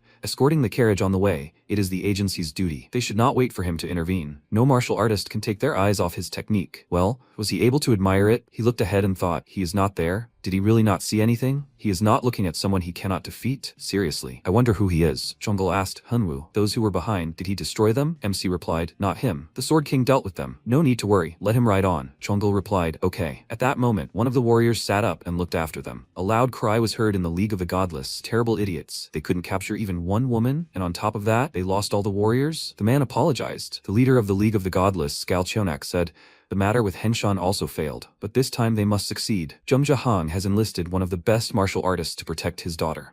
He will show him that those who sell themselves for money cannot be strong. Let them wait, dogs of the Golden League. After some time, the carriage entered the city. The man brought a dish and said, here is the 20th dish. Bon appetit. It looks like the four of them have an excellent appetite. Chulgun said that he really ordered a lot. Yua said that he must really like to eat. MC replied that he really likes to eat. Chonggil laughed and said that he eats more than he looks. He looked at several plates from which Hyunwoo had finished everything and wondered how he even recognized the taste of this food, eating at such a speed. He decided to try it himself. He frowned and asked, does he not taste the food at all? MC replied that food is supposed to be eaten, not looked at and smelled. Chonggil screamed, did he take that portion from him? How could he treat him so cruelly? Yua looked at him in surprise and thought, this is amazing. He managed to eat so much in such a short period of time. And they haven't even started yet. Since the escort service began, she was able to take a closer look at him for the first time. Even if the Henan escort agency fell, they would hardly send someone incompetent. Besides the fact that he eats a lot, there doesn't seem to be anything special about him. Then why is the Sword King so interested in him? After a while, the MC said, it was delicious. Chonggil screamed, what do you mean delicious? They didn't really eat because of him. The man approached their table and apologized, but the kitchen had run out of ingredients, so it would be difficult to cook anything else. Yua asked if they were still hungry. Could she offer them alcohol? she doesn't drink, so. Chulgun squeezed the glass and replied that if there was any alcohol left, he'd drink it. Yua replied, okay. Chonggil looked at him and wondered if all strong martial artists had such an appetite. He hadn't even had time to take a sip of water. MC and Chulgun exchanged glances, frowning.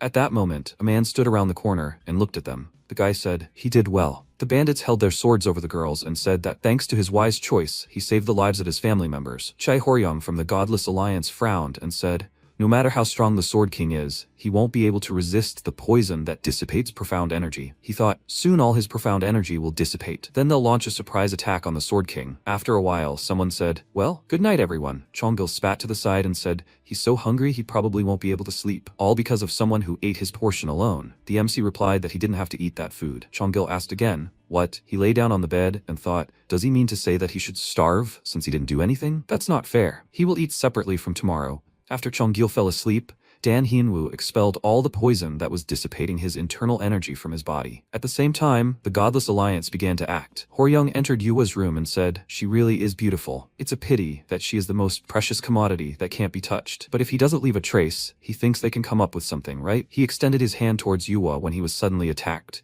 Chulgun killed him and said, so it was them, the idiots, who ruined the taste of alcohol for him. The guy screamed, how? Chulgun attacked them again and looked at Yua. He thought, fortunately, he made it before she woke up. He asked if they would be able to save at least their own lives. At that moment, the MC was ridding his body of the poison. In the morning, Chonggil woke up and said he slept well. He looked at the awake MC and the dead men and shouted loudly, Hyunwoo, what kind of corpses are these? The MC replied that he slept well too. Since he was awake, let him clean them up. Chonggil replied fearfully, okay. He wondered if he had slept well. Then what happened here? What happened last night anyway? MC and Chonggil left the room, and Chulgun smirked and thought, stopping so many people in one night. He was much more skilled than he thought. Well, they're moving. The carriage started moving, and a man with a group of warriors watched from the corner. He told them to go and report this to the Union leader, Jin Chongyuk. The deputy of the Black Blood Swordsmen from the Godless Union said to tell him that their opponent is the Sword King. Because of this, he believes the Black Blood Swordsmen should intervene personally. He waved his hand and said, forward. Black crows flew over the carriage, and Hyunwoo looked at them carefully. Chonggil said, he understands that this is a small village, but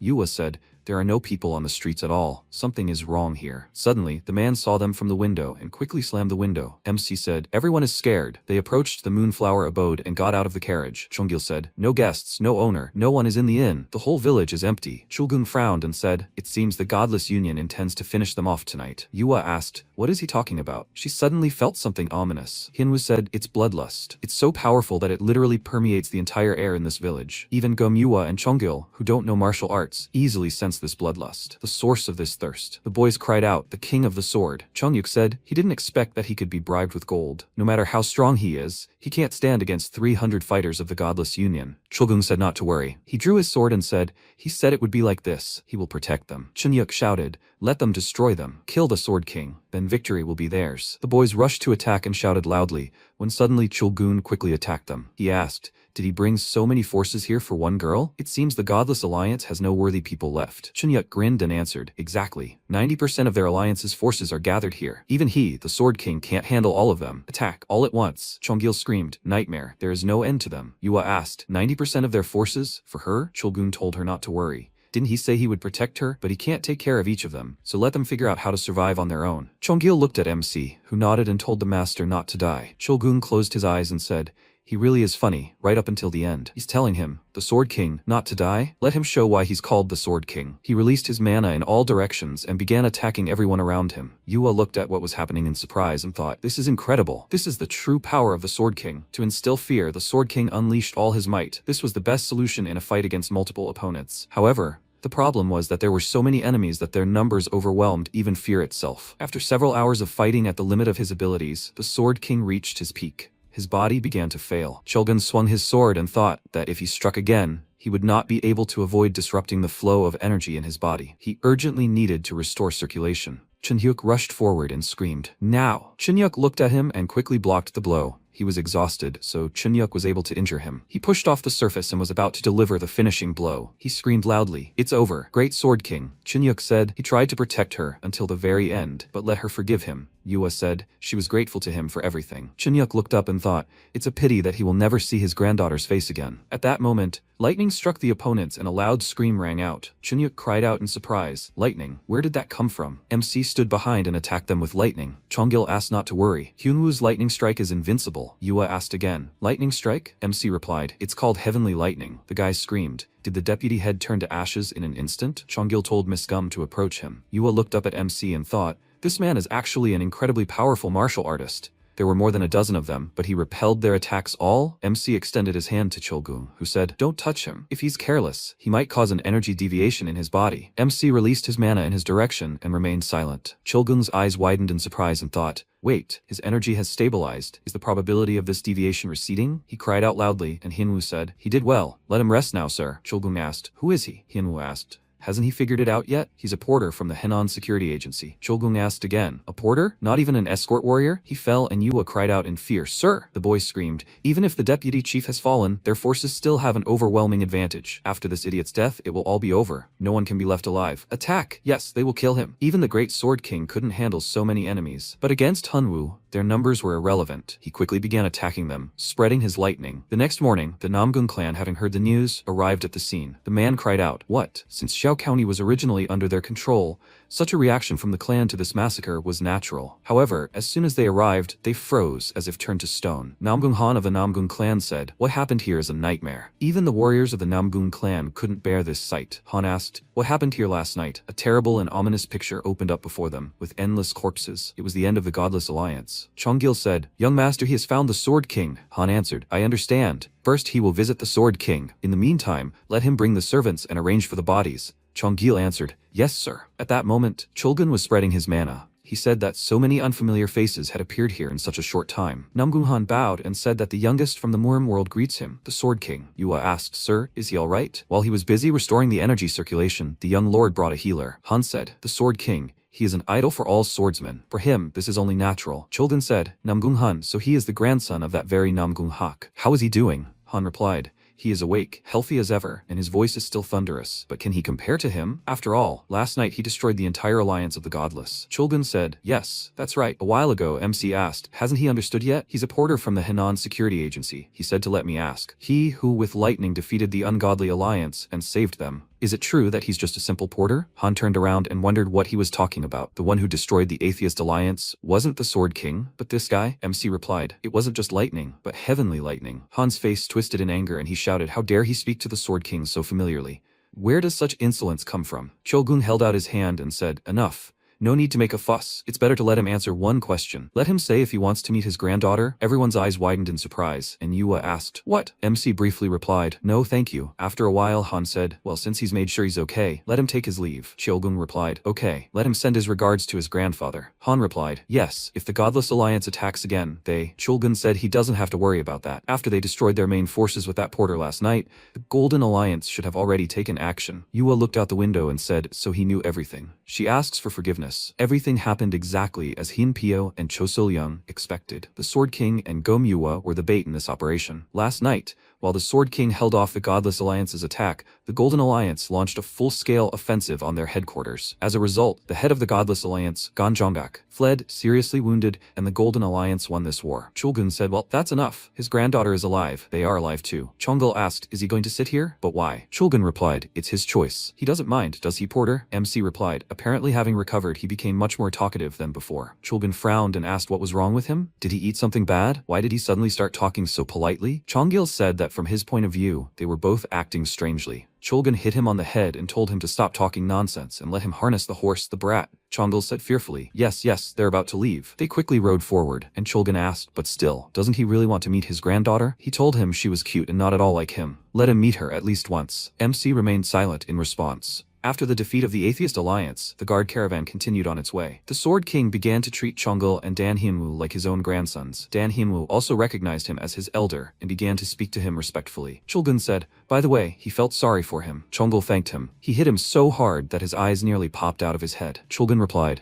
that's not what he meant. The sword technique he taught him. Chonggil apologized. What did he mean?